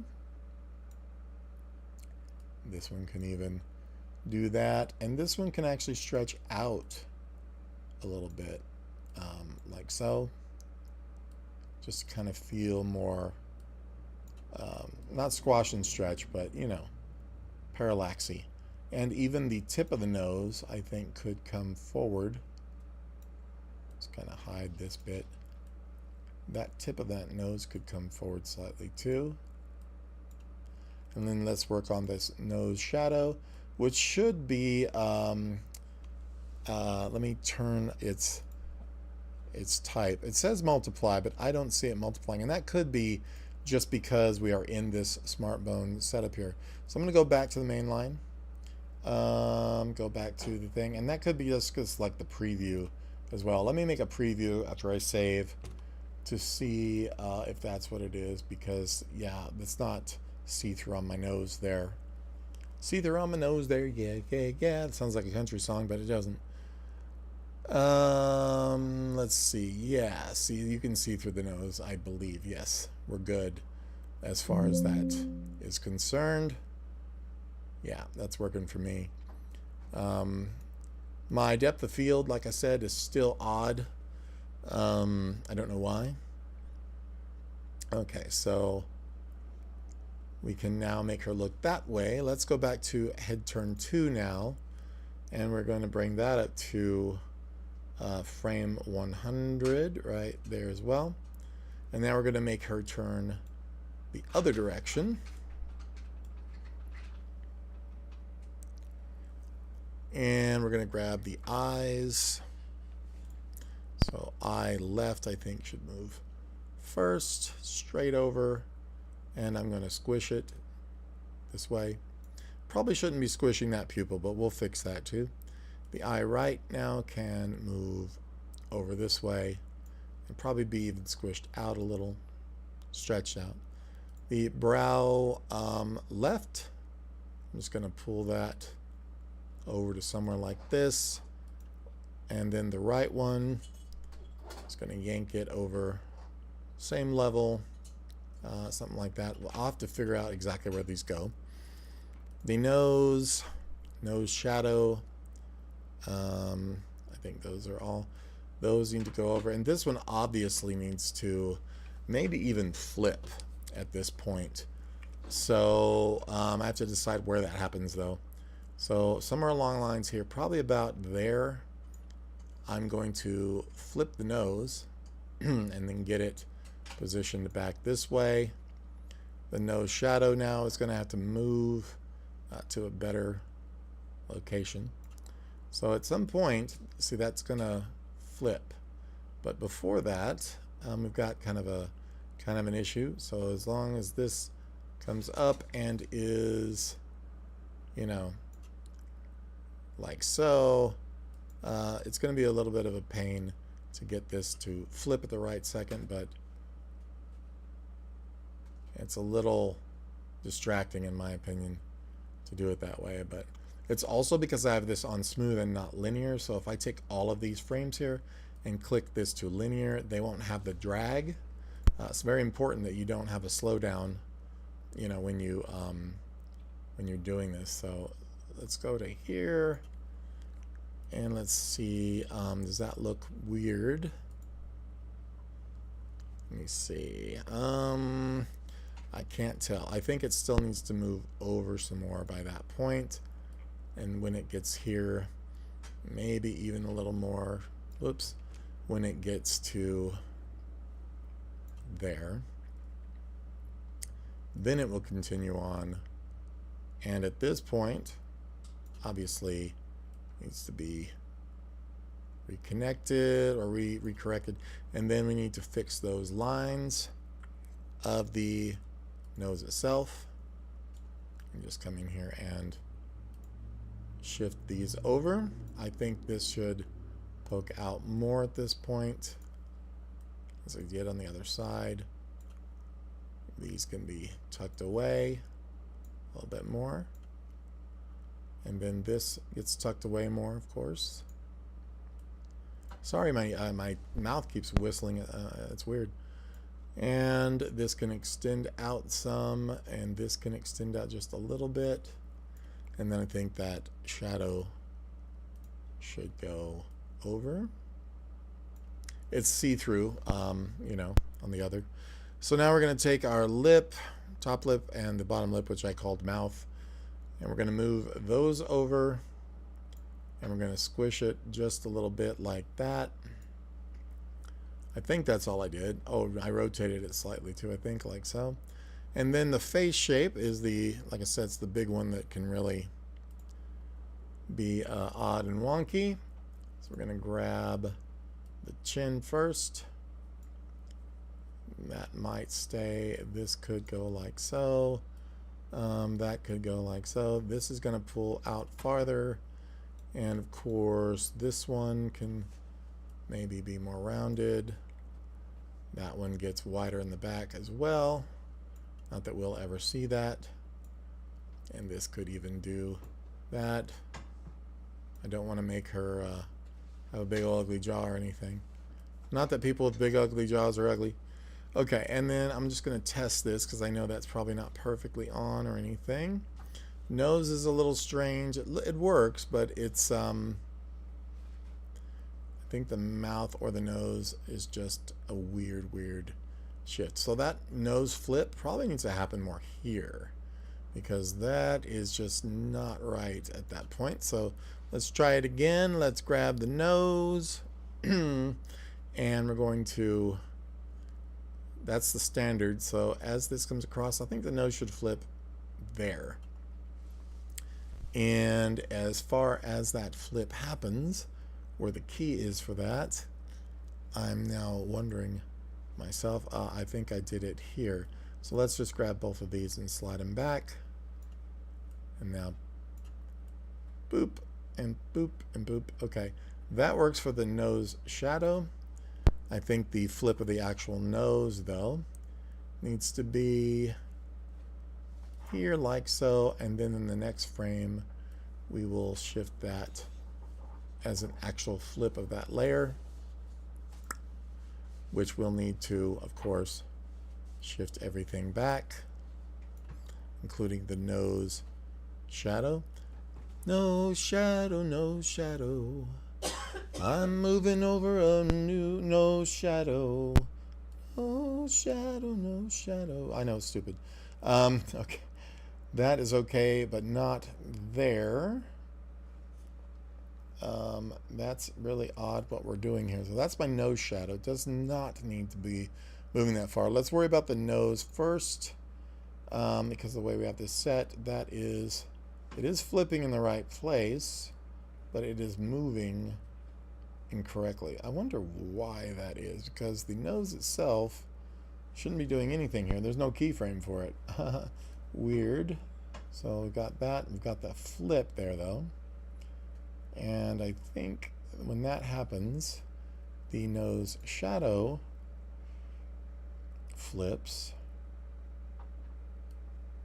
Why is my nose flipping there? If, that's odd. If the nose doesn't have keyframes there. So that works, that works. So that's just moving a little too fast. I wonder why I don't see any keyframes for the nose at that point. I find that weird. So why do I have a keyframe here?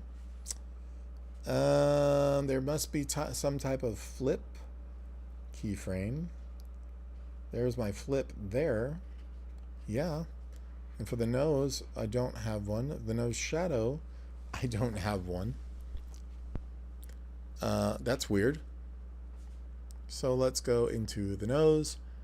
Move this back over. That should really stay about in about that position. And I'm not sure. So that's fine there, but it should shift over.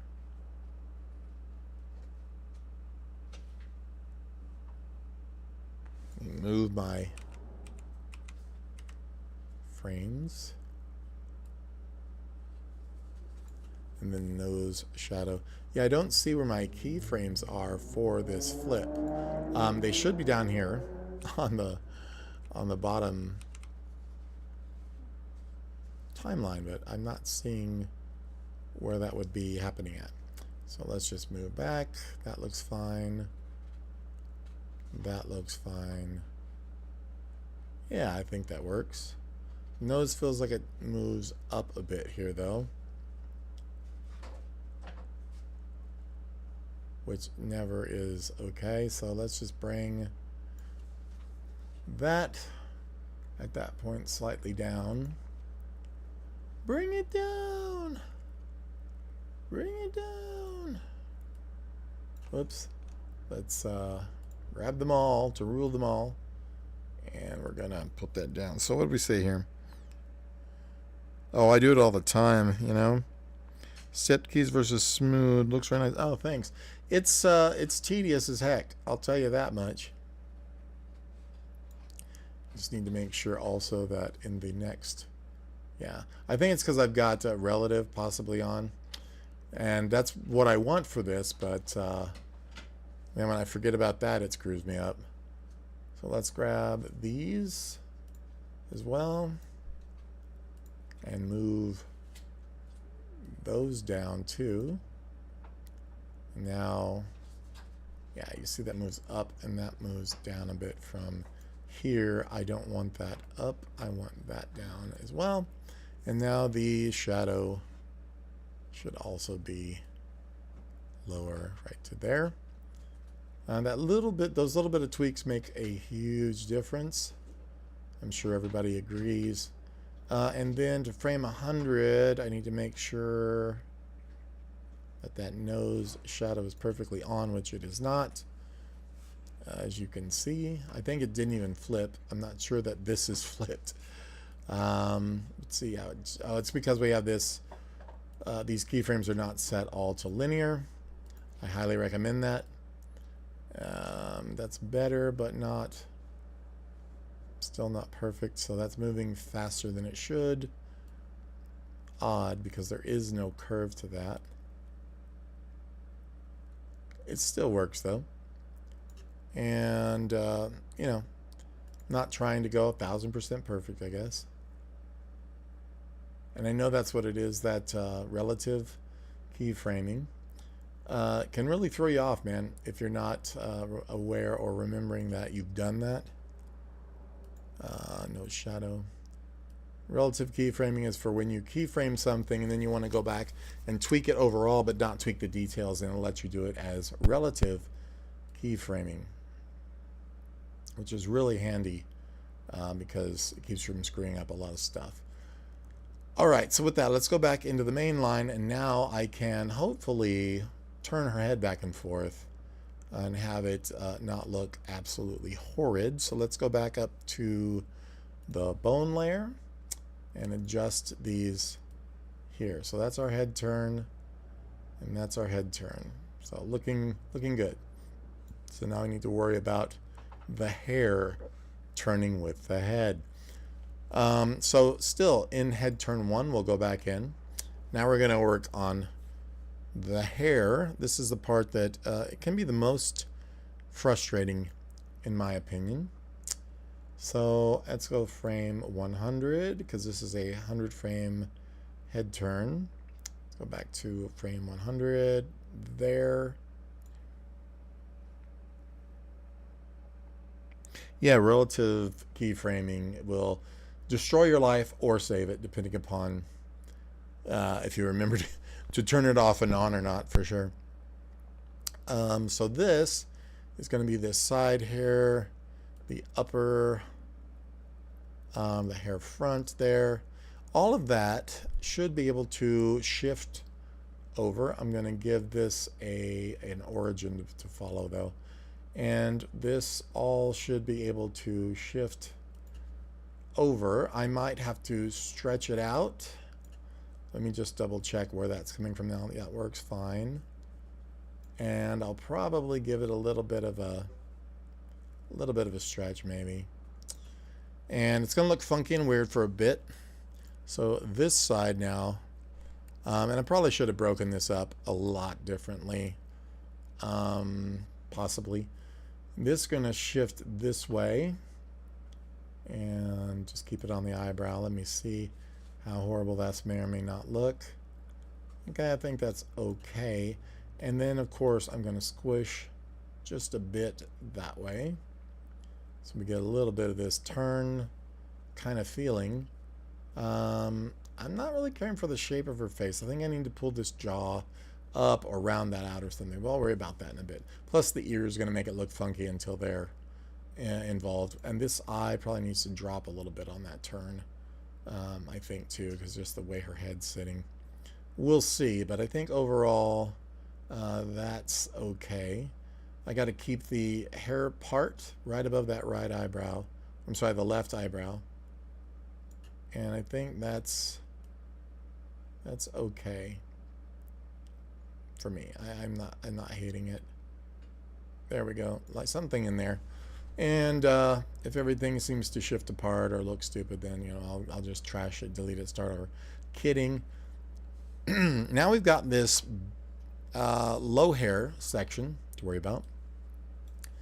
And let's just take the whole thing. Not, oh, okay, so the hair upper shadow we didn't do before, so let's fix that as well. So in here, this needs to all kind of move over. Making sure all that happens at the same time. Okay. Now the hair front, that also, did that move over? Yep, we're good. Hair low highlight, that's where we're down at now. And hair low shadow and hair low R. This will shift over.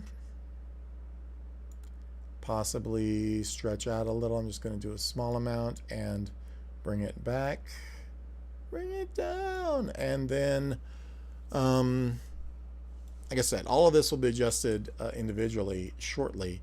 I just want to get the general movement of it. Yeah, so we don't need to turn or shift a lot of this. So I'm going to take that stretch back out of this section. Just going to go back in here and select those again. Grab it like a layer, I guess, and sort of squish that back in and then move it back over, because I didn't want that to feel like it was bulging out or something. And that shouldn't really be moving at all. I will adjust this with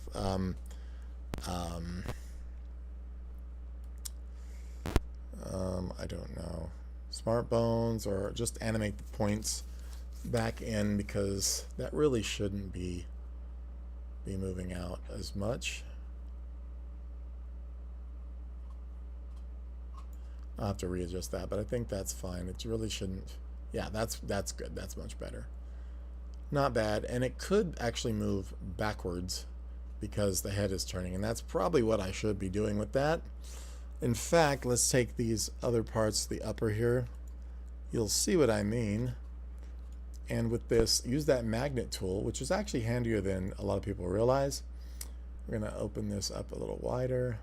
And I'm going to just start shoving some of this the other way all at once.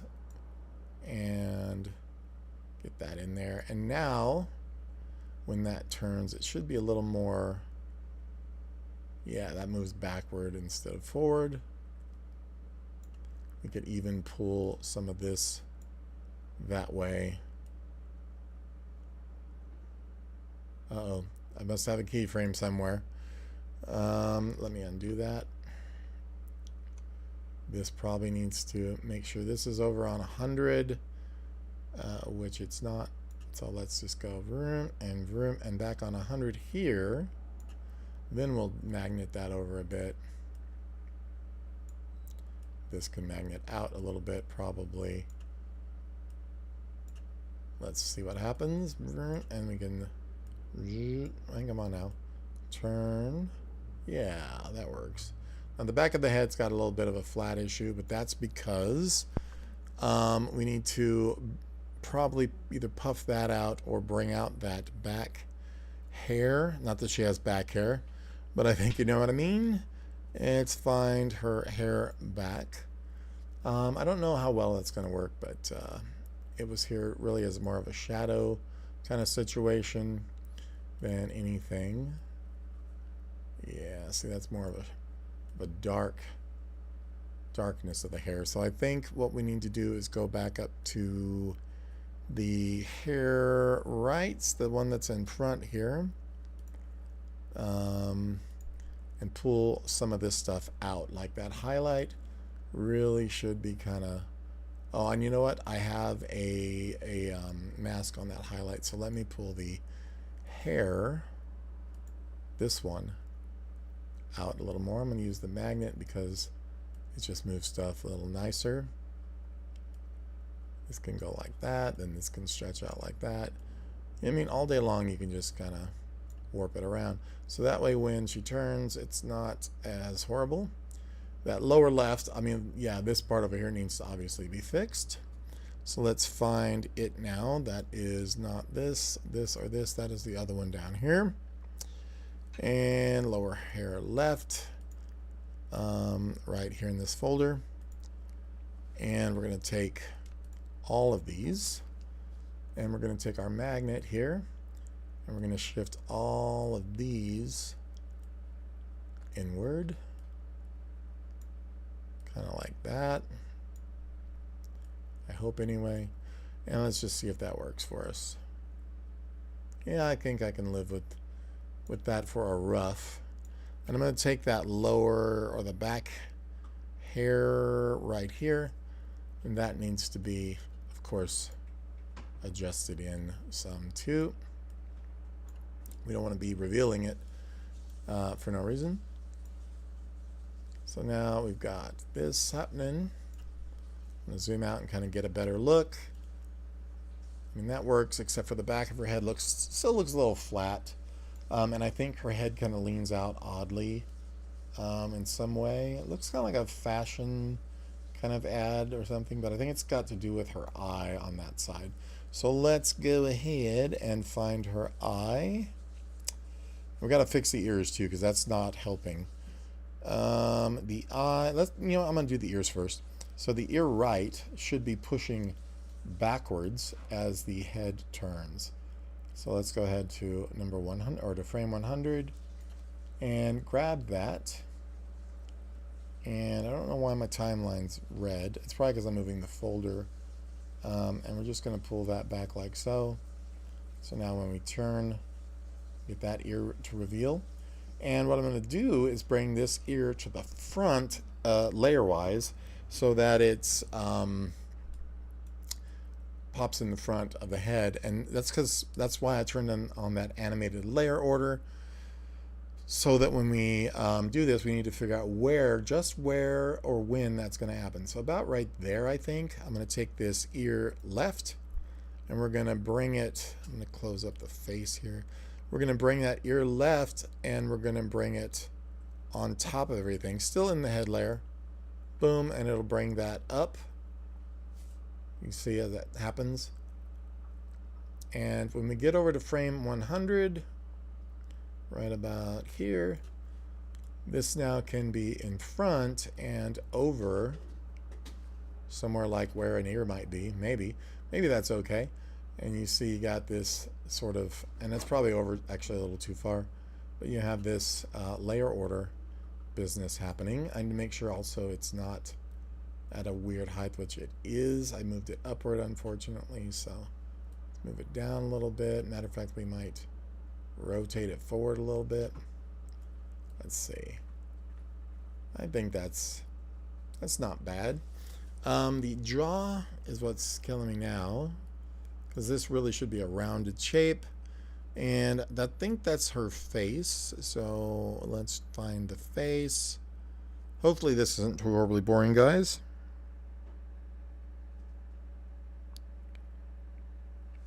All right, man. Thanks. Talk to you later. And let's go down to the face. And we can always adjust that highlight over again, but I just want to get the shape of the face correct at this point.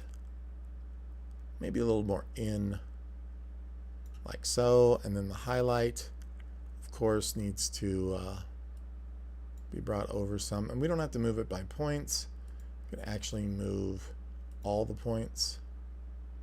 Just how I like to do it. Like this. And now you can see that rolls with her.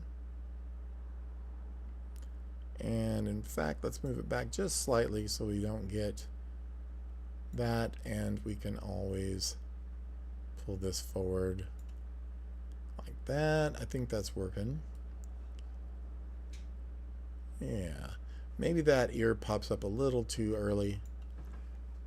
We got to find the ear layer, ear left, and find out where it switches. Now there is a a switch layer for that, and I'm trying to figure out where that is again. And where would I find that? I'm going to go back to the main line, and that's probably where we're going to find it.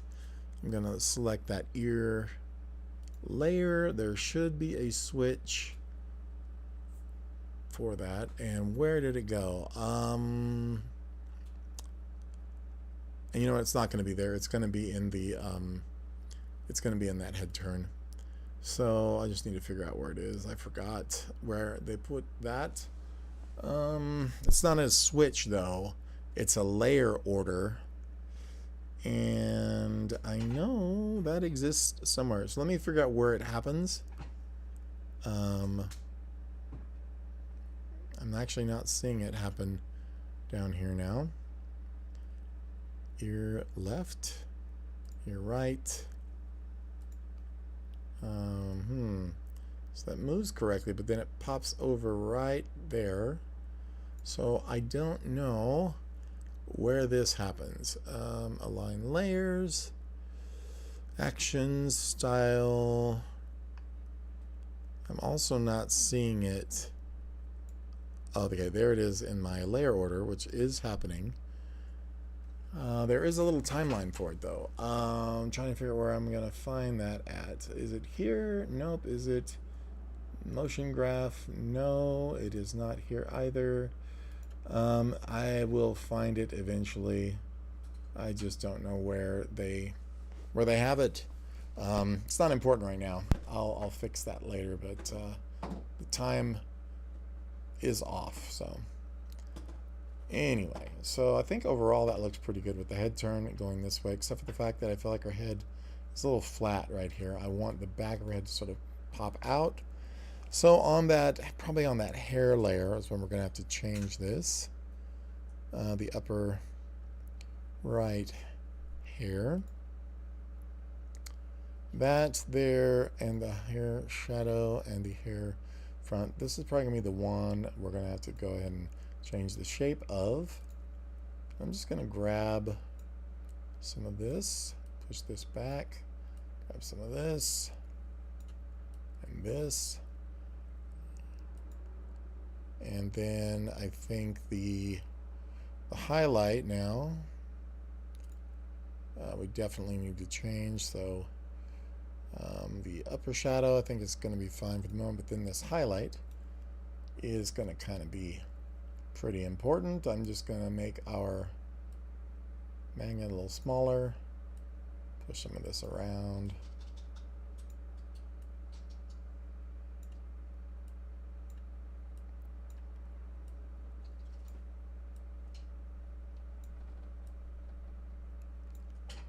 And there was some rumbling outside.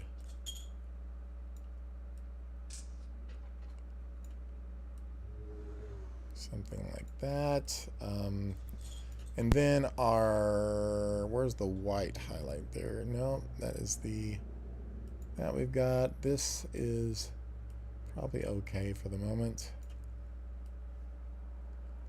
Not a lot of effect from it, but this is what I really want to worry about the most now. This here. We're going to have to probably move these manually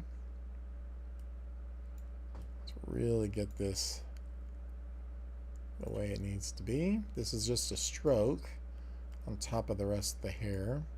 So that highlight is a little bit kind of intrusive here. Just go ahead and pull that in.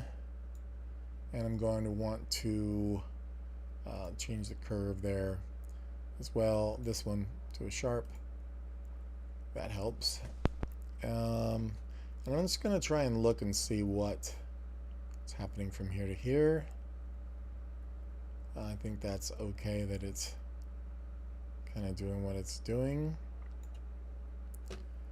And then this lower, or these other parts, that's okay, that's okay. Well, that's okay. That's all right, Mama. Thank you very much. Okay, so this upper highlight on this side is what we're losing. So we don't really want to lose that highlight. I'm going to grab it. Try to pull it back in. But the magnet tool, I suppose. Just kind of pull these back over.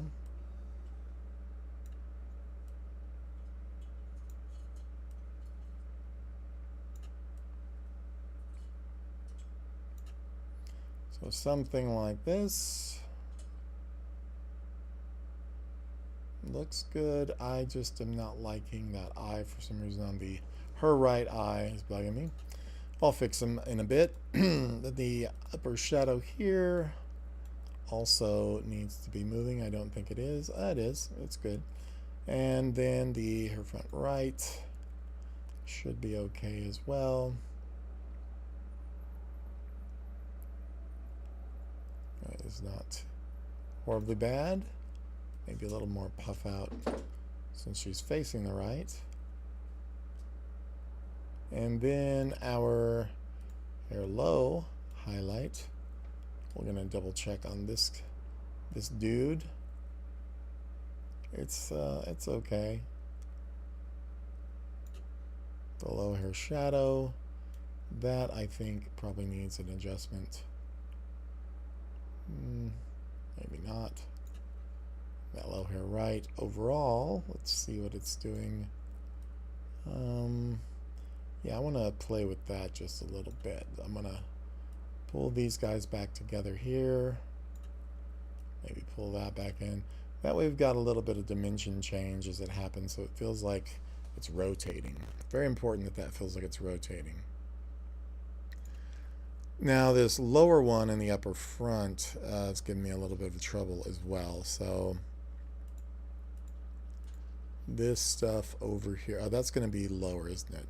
So let's find that lower hair around here. That highlight's completely off now, so that ain't good. Let's get this back where it goes. This lower hair shadow.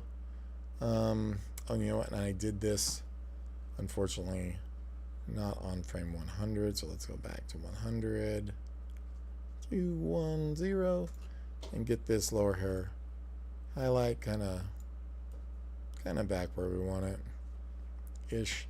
I think we don't have that set to soft edge. I'm not sure. The lower hair shadow now. That one's not moving, so that one needs to move to there. So we're going to push this back in, and then this lower hair overall doesn't seem to be moving itself either too much. I mean, it's moving, but I think there should be something more. Just pop that out and down maybe. I'm going to have to put that behind that arm, it seems like. It seems to me that that arm is above, but the chest is not, I think. So maybe this chest needs to go over that lower hair. Yeah. So now, that is frame 100, right? Now hopefully that doesn't change anything that way. I'm going to fix the highlight, the extreme highlight there. That one is the stroke here on that lower part of the hair. So we got that. That, I think that's just the highlight. This will tell me, yep. And that's fine, but we need to get this white line here done. And I think I put that on the upper hair like an idiot, but that's all right. Yeah, so that one needs to be adjusted with it. So good. So now when this turns, everything looks pretty good, like she uses Prel or something.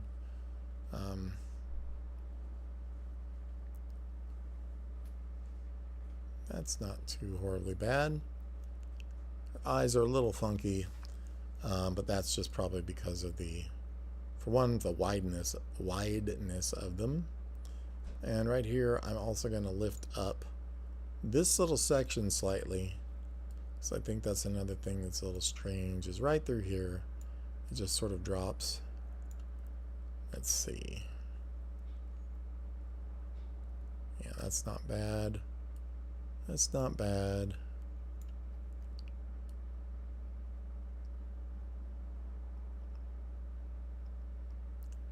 I do think that ear switch over though is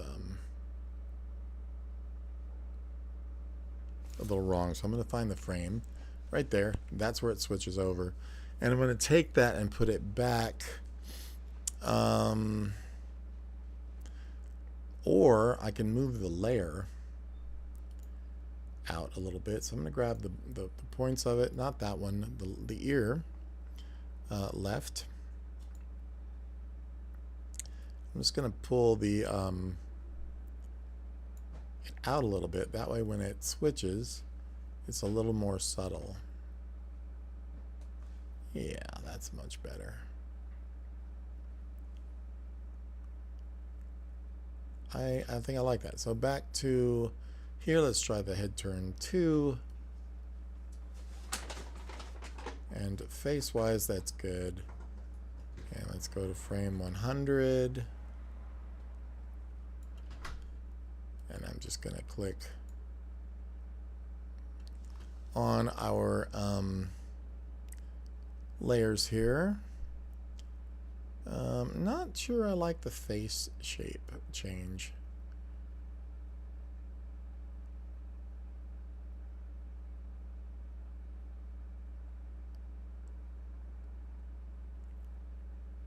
We'll find out. Let's see.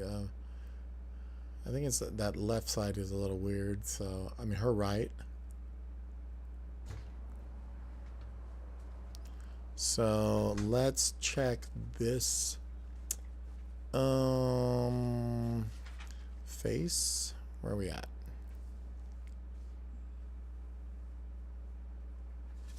So that's the face shape. And I think that this one could do with a little of that, and maybe even just a slight bit of curve. Let's find out. Yeah, the position of that eye, the other eye too, is a little odd here. So eye left, and I never came back. We'll just move that over a little bit. Might have to squish it. Might have to make it a little smaller, actually. Just a fraction smaller. And then that looks better for sure. The nose moves up, which I don't care for when it switches.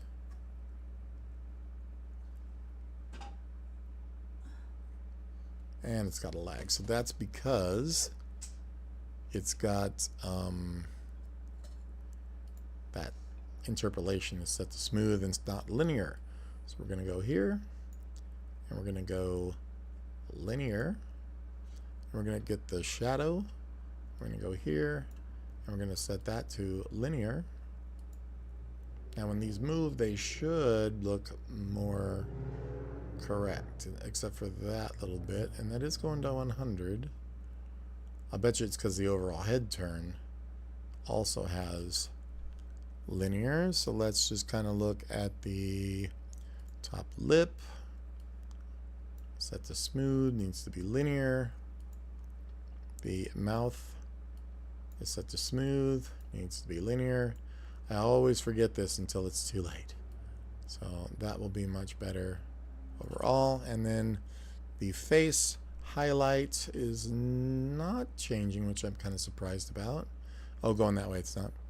The eyes shadow is not changing, but I think it should a little bit.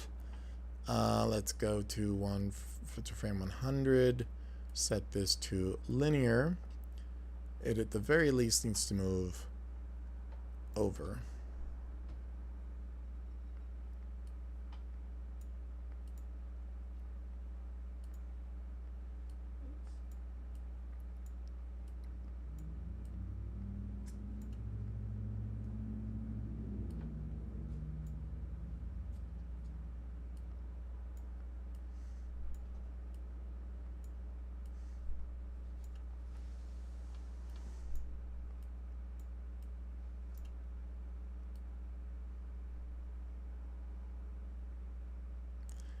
Okay, and then the face itself needs to also be linear. And now we've got a better overall turn.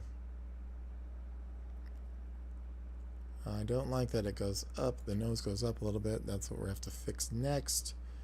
In fact, that's...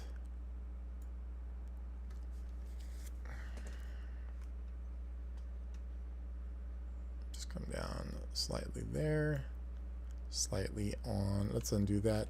And let's come down holding both this and the nose shadow.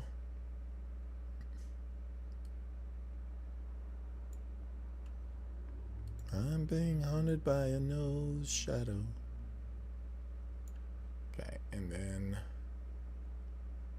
still feels like it moves down now, but that one feels like it moves up. And I'm thinking delete these guys and just letting it flip. And then on the end here, I will interpolate that a little more like so. So that feels like it still moves on its own, though. I don't know why that is. It's possibly because the eyes don't shift linearly. So let's check if the ears are. Those are doing their own thing. That one is huge. It needs to not be so big now. So let's go to frame 100. This ear needs to be made smaller and shoved back this way now.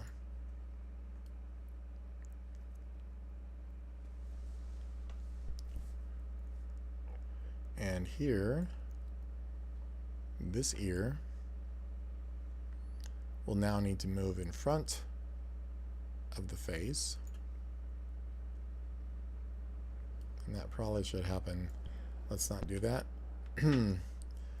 Let's at turn 2. This comes here. That needs to happen right about there.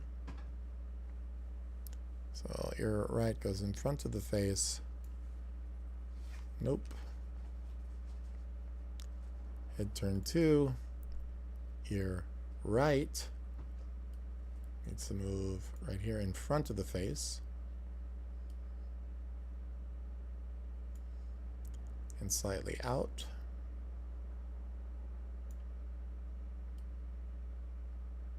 And by frame 100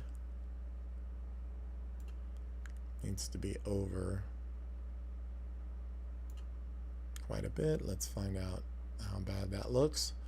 Okay, not bad. I think on the face shape though, that's looking bad. So let's find our face shape.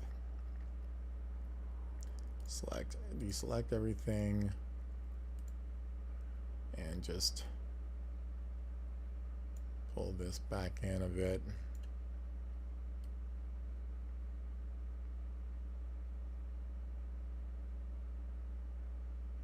I don't know why that nose doesn't shift properly. I'm going to find it again. It's got to be interpolating wrong. Even though I put linear, it doesn't seem to be all that linear, folks. So right here, it's right centered perfect. Right here, it's a little bit to the left. And right here, feels like it's a little bit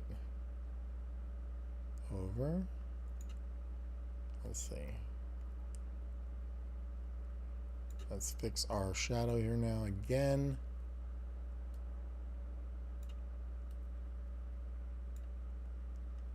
And with that, let's say boom, boom. That seems okay. I just don't like this weird after movement we're getting. I need to go through and check everything again. Obviously, the brows need to be set on frame 100. I think they are not linear by chance. Yep, those are set to smooth. Those need to be linear. This brow also needs to be linear. Something is definitely still on smooth. I'm assuming that it's probably this face somehow. It says linear. I just don't think so. Nope, it's not. So linear. Make sure I have all of those visible. Eyes, shadow. Let's do that. Everything linear, you know. This doesn't have anything there. We do need to fix that though. We are on frame 100. So I'm going to grab some of these points and make sure they're doing their thing.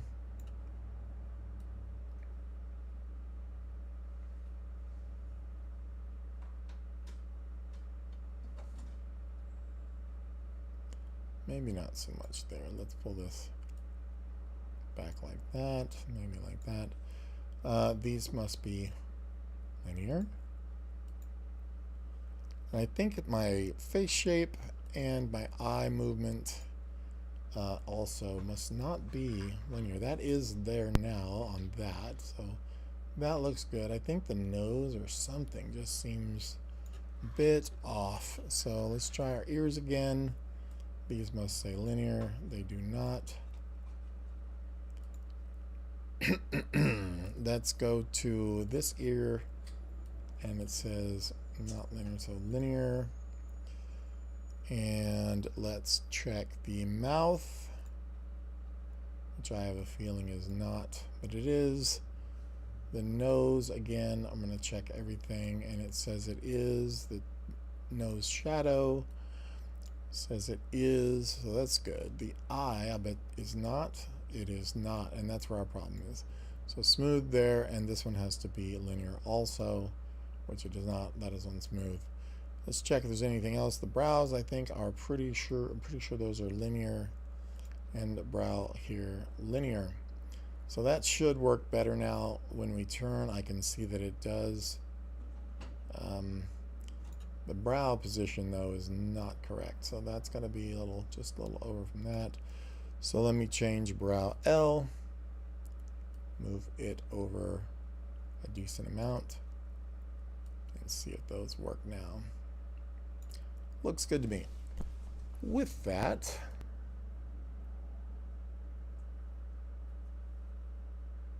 it does feel like it comes up though on that nose. Let's make the nose just a little more low and the shadow a little lower for it as well. Just really trying to make sure that that's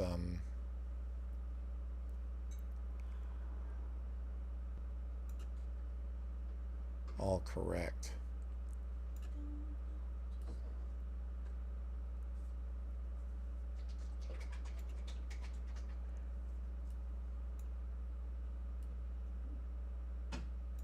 Something like that. So let's see if that works. Boop, boop. That's much better. Bill, I'm going to go back out to this head turn here just to check it again. It seems to be doable. The ear is a little weird, but I think it's fine. The head turn 2. Good, we just need to get the hair going now. So I'm personally starving. Let me go with my, it's 4:30, so I guess I should figure something out to do to eat. If you got hair front, it's this hair highlight. This should definitely remain, but it needs to kind of go back around, so the upper shadow will go in the hair front here. This, I think, should all move over and should probably even squish this way. The hair highlight should also move over, and then the upper shadow should also do the same. So let's see what we got here. Okay, it should all be linear. I'm just going to double check. It is not. That one as well. Linear. So you don't want the little actions to speed up and slow down. That would not be prudent at this juncture. Okay, our hair highlight left. Now let's go into the main hair piece here and shift this over and stretch it out slightly. And then the highlight for that will also move over, and the upper shadow can come down and in here a little bit. And let's just check. Much better. All of that now needs to be linear. right here as well, linear, and this as well, linear, and this linear. And as that comes around, I think we should maybe poof that out. Why am I on frame 63? This should really honestly be on frame 100.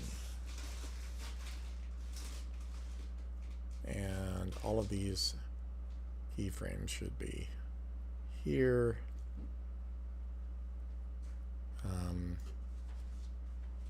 Let's get those correct. Not sure why I did that. That's because I'm hungry. Front hair highlight should also be at frame 100. And I will fix what I didn't do. And that upper shadow. Also, I don't know why I was putting it on 63. I guess I just thought it looked like it was done. Let's go back. I'm going to save real quick. Very important to do that. So we have this turn.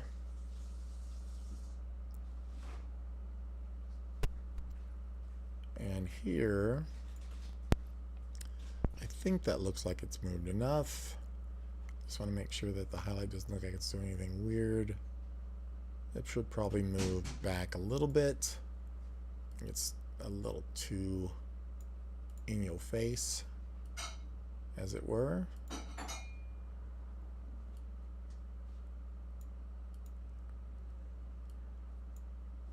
Huh? So this is okay.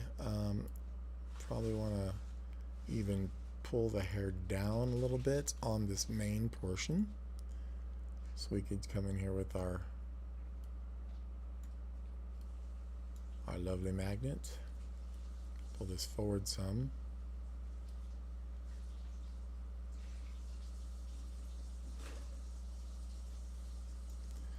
And then we can work some of these a bit.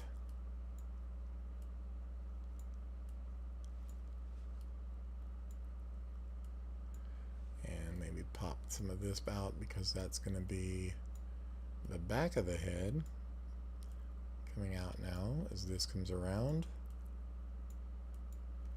Let's see how that's working. I like that quite a bit. And now let's go to this lower hair. See what happens. This shouldn't move very much. I think, in fact, that's probably just going to move up a little bit when this moves. So that's going to be kind of like so. I'm going to actually increase the size of this a bit. Can pull that in some, but not a whole lot of movement here. And then this can adjust because it is, in fact, adjusting. All that can move up and in a little so that when this turns, you know, maybe some of that happens. I don't think there's needing that much though now that I think about it. So let me pull a little bit of that back. Just kind of see. Maybe doesn't need so much. Just a little.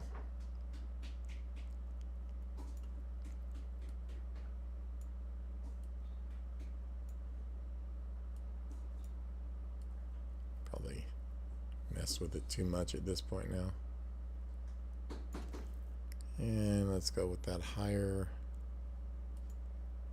hair piece.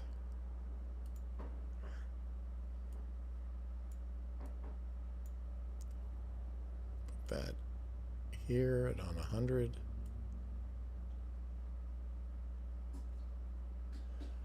Maybe not so lumpy at this point.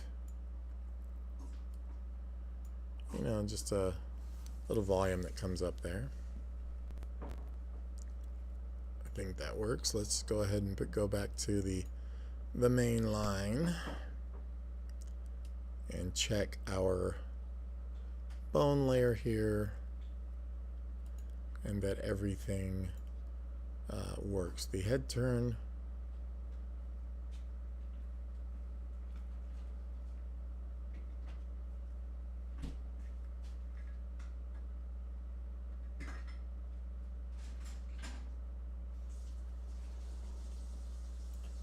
the blink. It's amazing, isn't it? It's amazing. It's 2D animation, and it's amazing.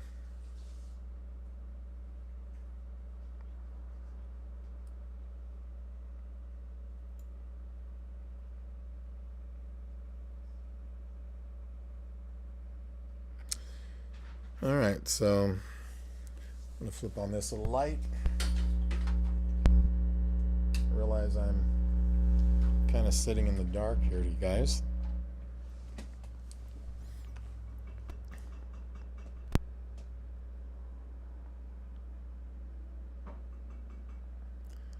And let's, we can move her body around or something like that. We need to get something in that makes it look like she's twisting the cup upward. And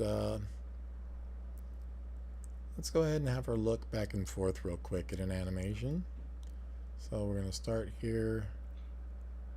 For look, and she drinks. And is happy. So in the beginning, maybe we'll have her like so. We're going to create a head turn. So we're going to go from here to maybe this.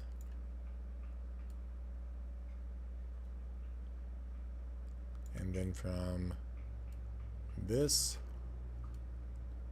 back to this.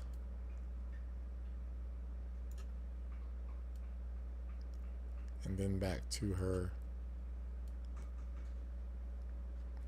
tea or coffee.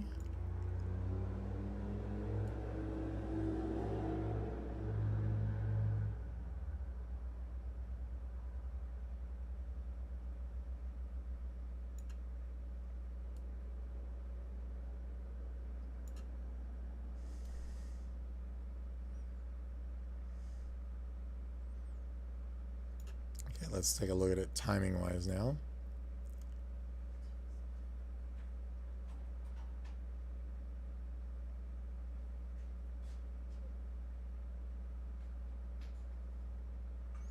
Not too bad. So let's get some eyeballs moving now. So that's another thing we can do here, is add another control for the eyes and which way they're looking. So with that, let's go ahead with nothing selected. We're going to make a bone here. We're going to call this I L/R. Eye left and right. We're going to click on the select so I can turn on show label. And with that, I think I am going to, yeah. So now we're going to have that smart bone dial here. We're going to go into bone, come all the way down to make smart bone dial. We want this -90 and +90, and we're going to say okay. And so when it goes to that direction, we're going to take our pupils in our eyes. Let's find that. So the eye right, and we're going to with pupil, and we're going to move that now. I'm just going to grab the points, and we're going to move those to her right. And we're going to grab the pupil of the left eye and do the same. Just grab its points. This looks a little crazy there. And pull this over until, pull this over. Where are we going with the, hang on. My pupil here needs to be selected. Whoops, selected the points first. and then move the eye over. My other pupil here looks selected. We're going to move it over. So now we have this eye movement. And then we're going to come back out to the eye LR2. I'm going to go up to, I think it was 100 that I had it set for. And pupil 1 will move this way. And pupil 2 can also move this way. So then we go back to our main line. Go back to our controls here in our bone layer. And now with the manipulate bones tool on frame 0, we can now turn our eyes left and right. We can also blink our eyes however we need, like she's up to something. We can also turn our head, but it won't work here unless we're on frame 1. So I'm going to go to frame 1 or anything thereafter. Now we can turn the head, the eyes, whatever we want to do is all good to go. Okay, so with that set, let's go ahead and have a look. So he turns and looks here, and normally you would dart your eyes first. So her eyes are going to turn this way from the beginning like this, and then she's going to come from here. We make another keyframe there, and then her eyes will have already gone this way by this point. So we have this, and then she's going to look back front. So let me find out where that happens. It's going to look, I want the eyes darted kind of here already.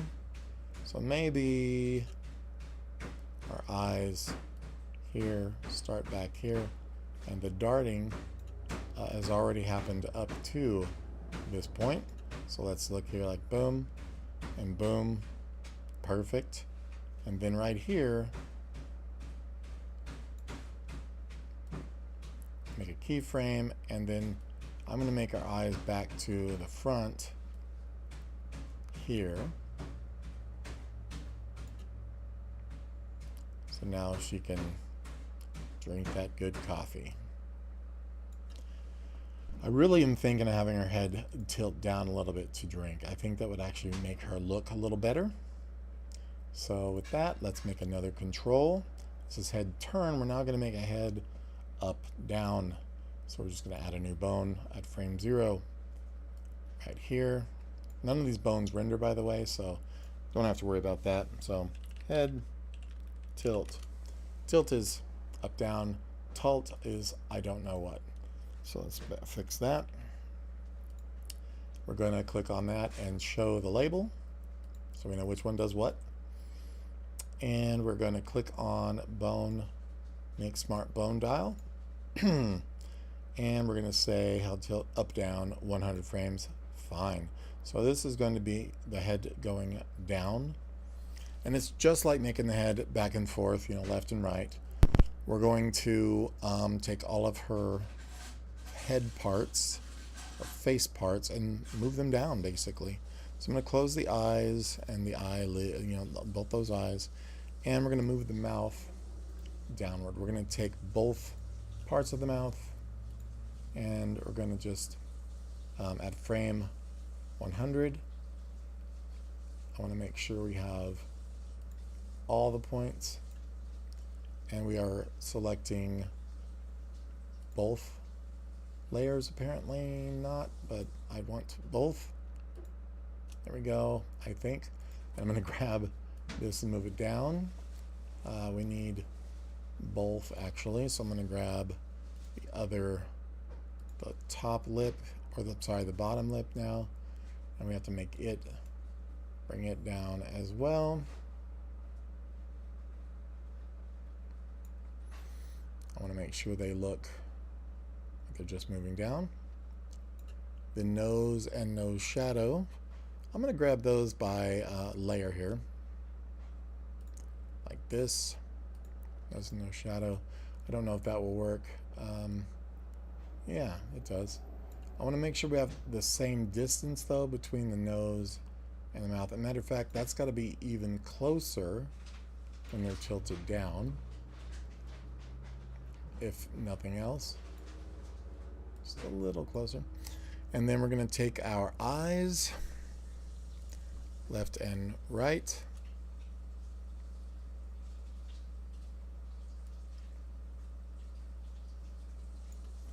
Figure out where those need to be in relation to the nose. So right where the nose point, that's a little low, so just a little bit higher. And then our brows are going to also need to come down. Let's find out just how far. Maybe a tiny bit more. Also make sure they don't go diagonal. That looks good. So when this happens, the hair, everything's got to come down. The face shape will change now. That'll be the biggest absolute fix that we need. So also this face shadow, it's going to be important to move it down. So I'm just going to grab it and pull it this way. So that will move now when everything moves.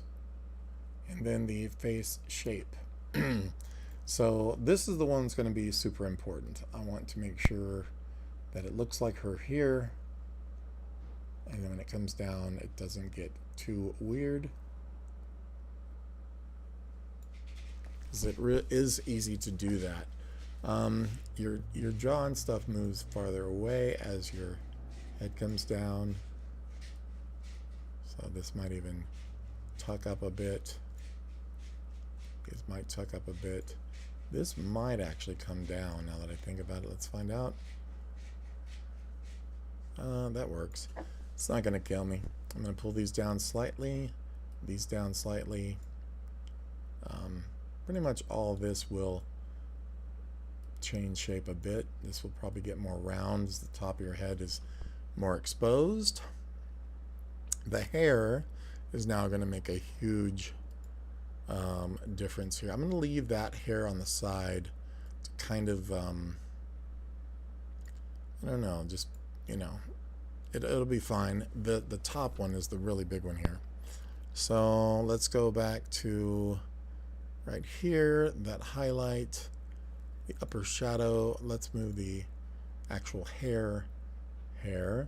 And what I want to do is not really change the hair as much as I want to change this front edge of it. So I'm going to kind of come in here and select all the points of this and then move those farther down.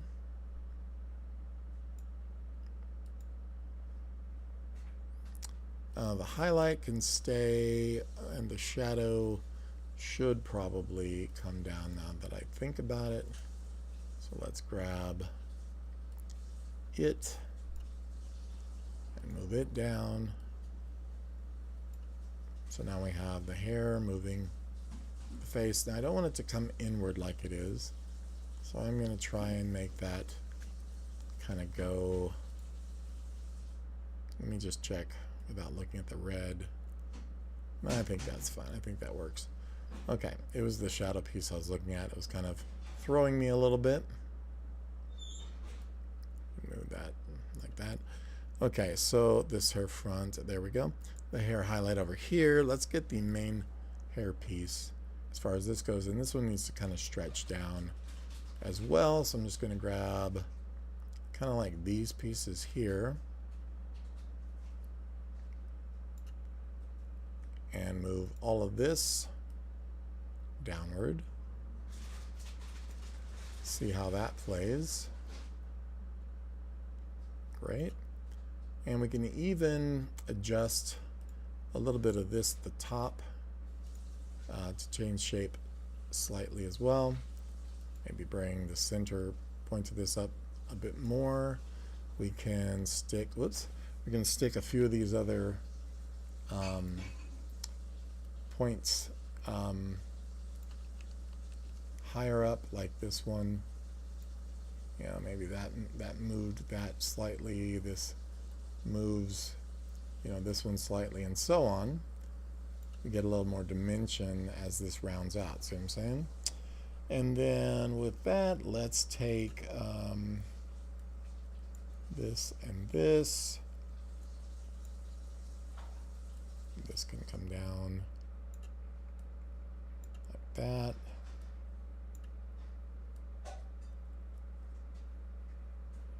We do want to affect a good amount of these hair pieces to look like they're actually having been moved, because they should have been. And just find the ones that aren't and go do something about them. So that looks good.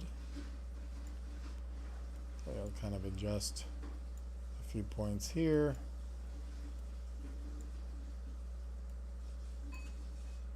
Just to give that some obvious difference. This one,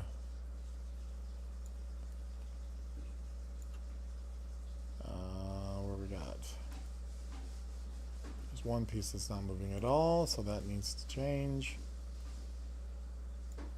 This guy here can come up higher, higher. Let's see if that end of it works.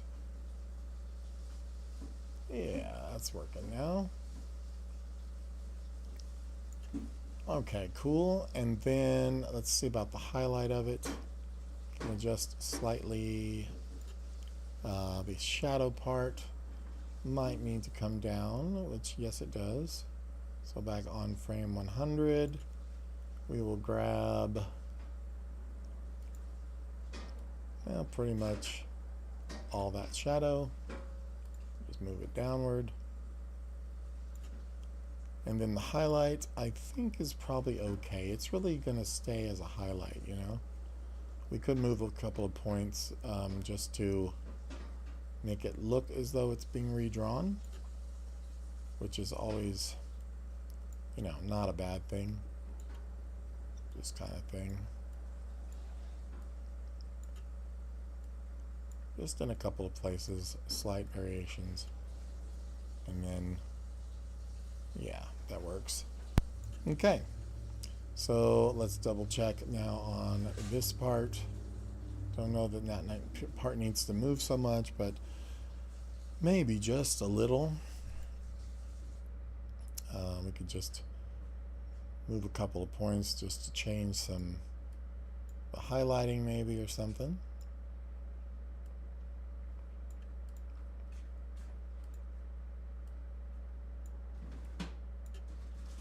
That's where when that moves, maybe that moves a little, but that's a little much for me down to the bottom. It needs to move less and less as it gets closer to the bottom here. So I'll just pull this back a little bit more. That's okay, it's not great. But we do need to move some of the hairs around, so we'll go to that main hair portion. Just give this a little bit of movement.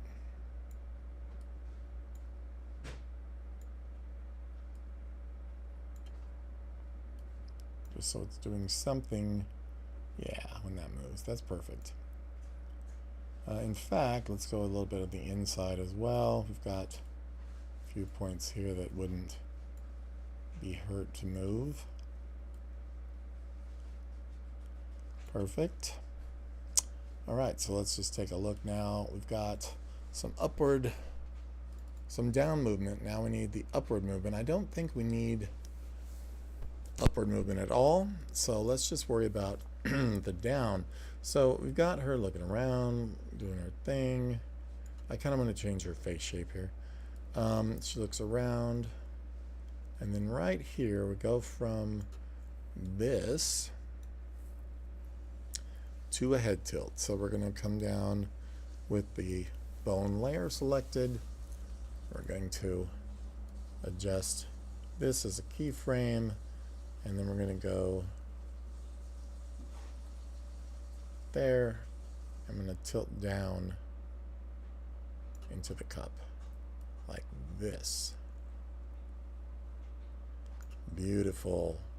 And then when she's done, a little bit of lag at the end here, and then we'll bring it back up like so.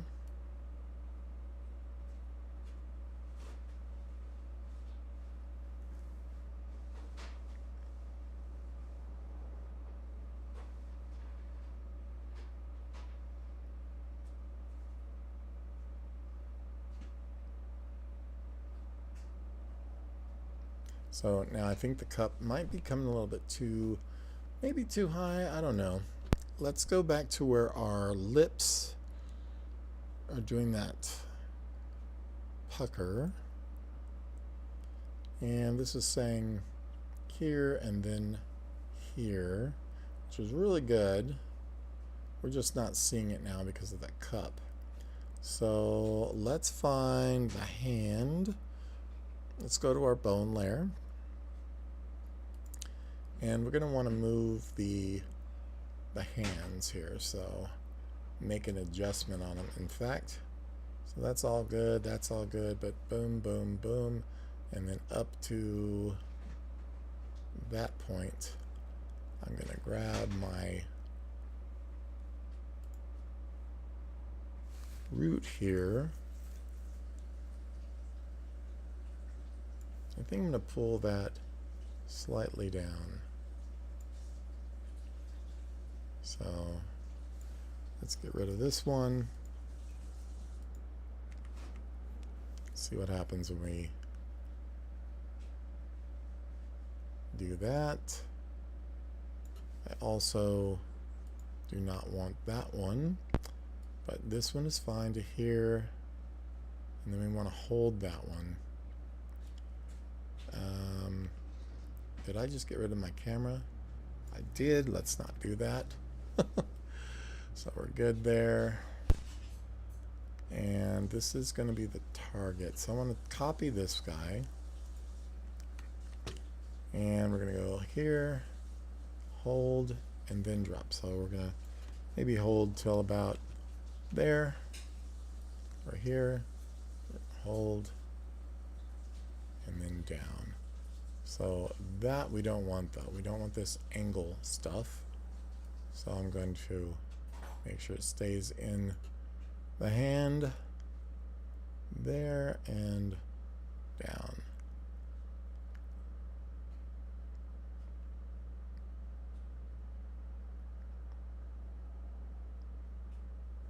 So this target for this hand needs to not exist there.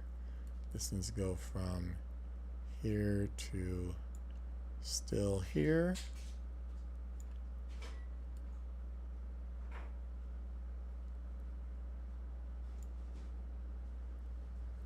Not sure why it's doing all this business. It just needs to stay. And this one too just needs to be on it. So I'm going to tilt that back a little again. Keep these. Yeah, that's a little odd that jumps from this to this. Don't like that. So we're going from here, here, and that's probably my interpolations. So let's fix that with linear for those. Goes up, holds. Yeah, see this right here. I don't care for this motion. Don't know why it's doing it. I think it's even dropping down, which it is. So let's make sure that stays up.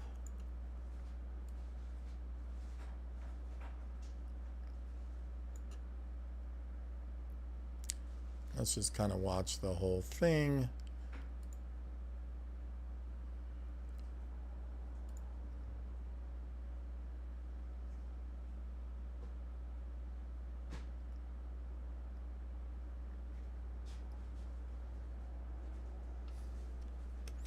Nice. Okay, so I'll continue working on this later. I want to thank you guys for watching. I'm getting a little tired and a little hungry. So cool. Thanks for watching, guys. I'll talk to you all next time.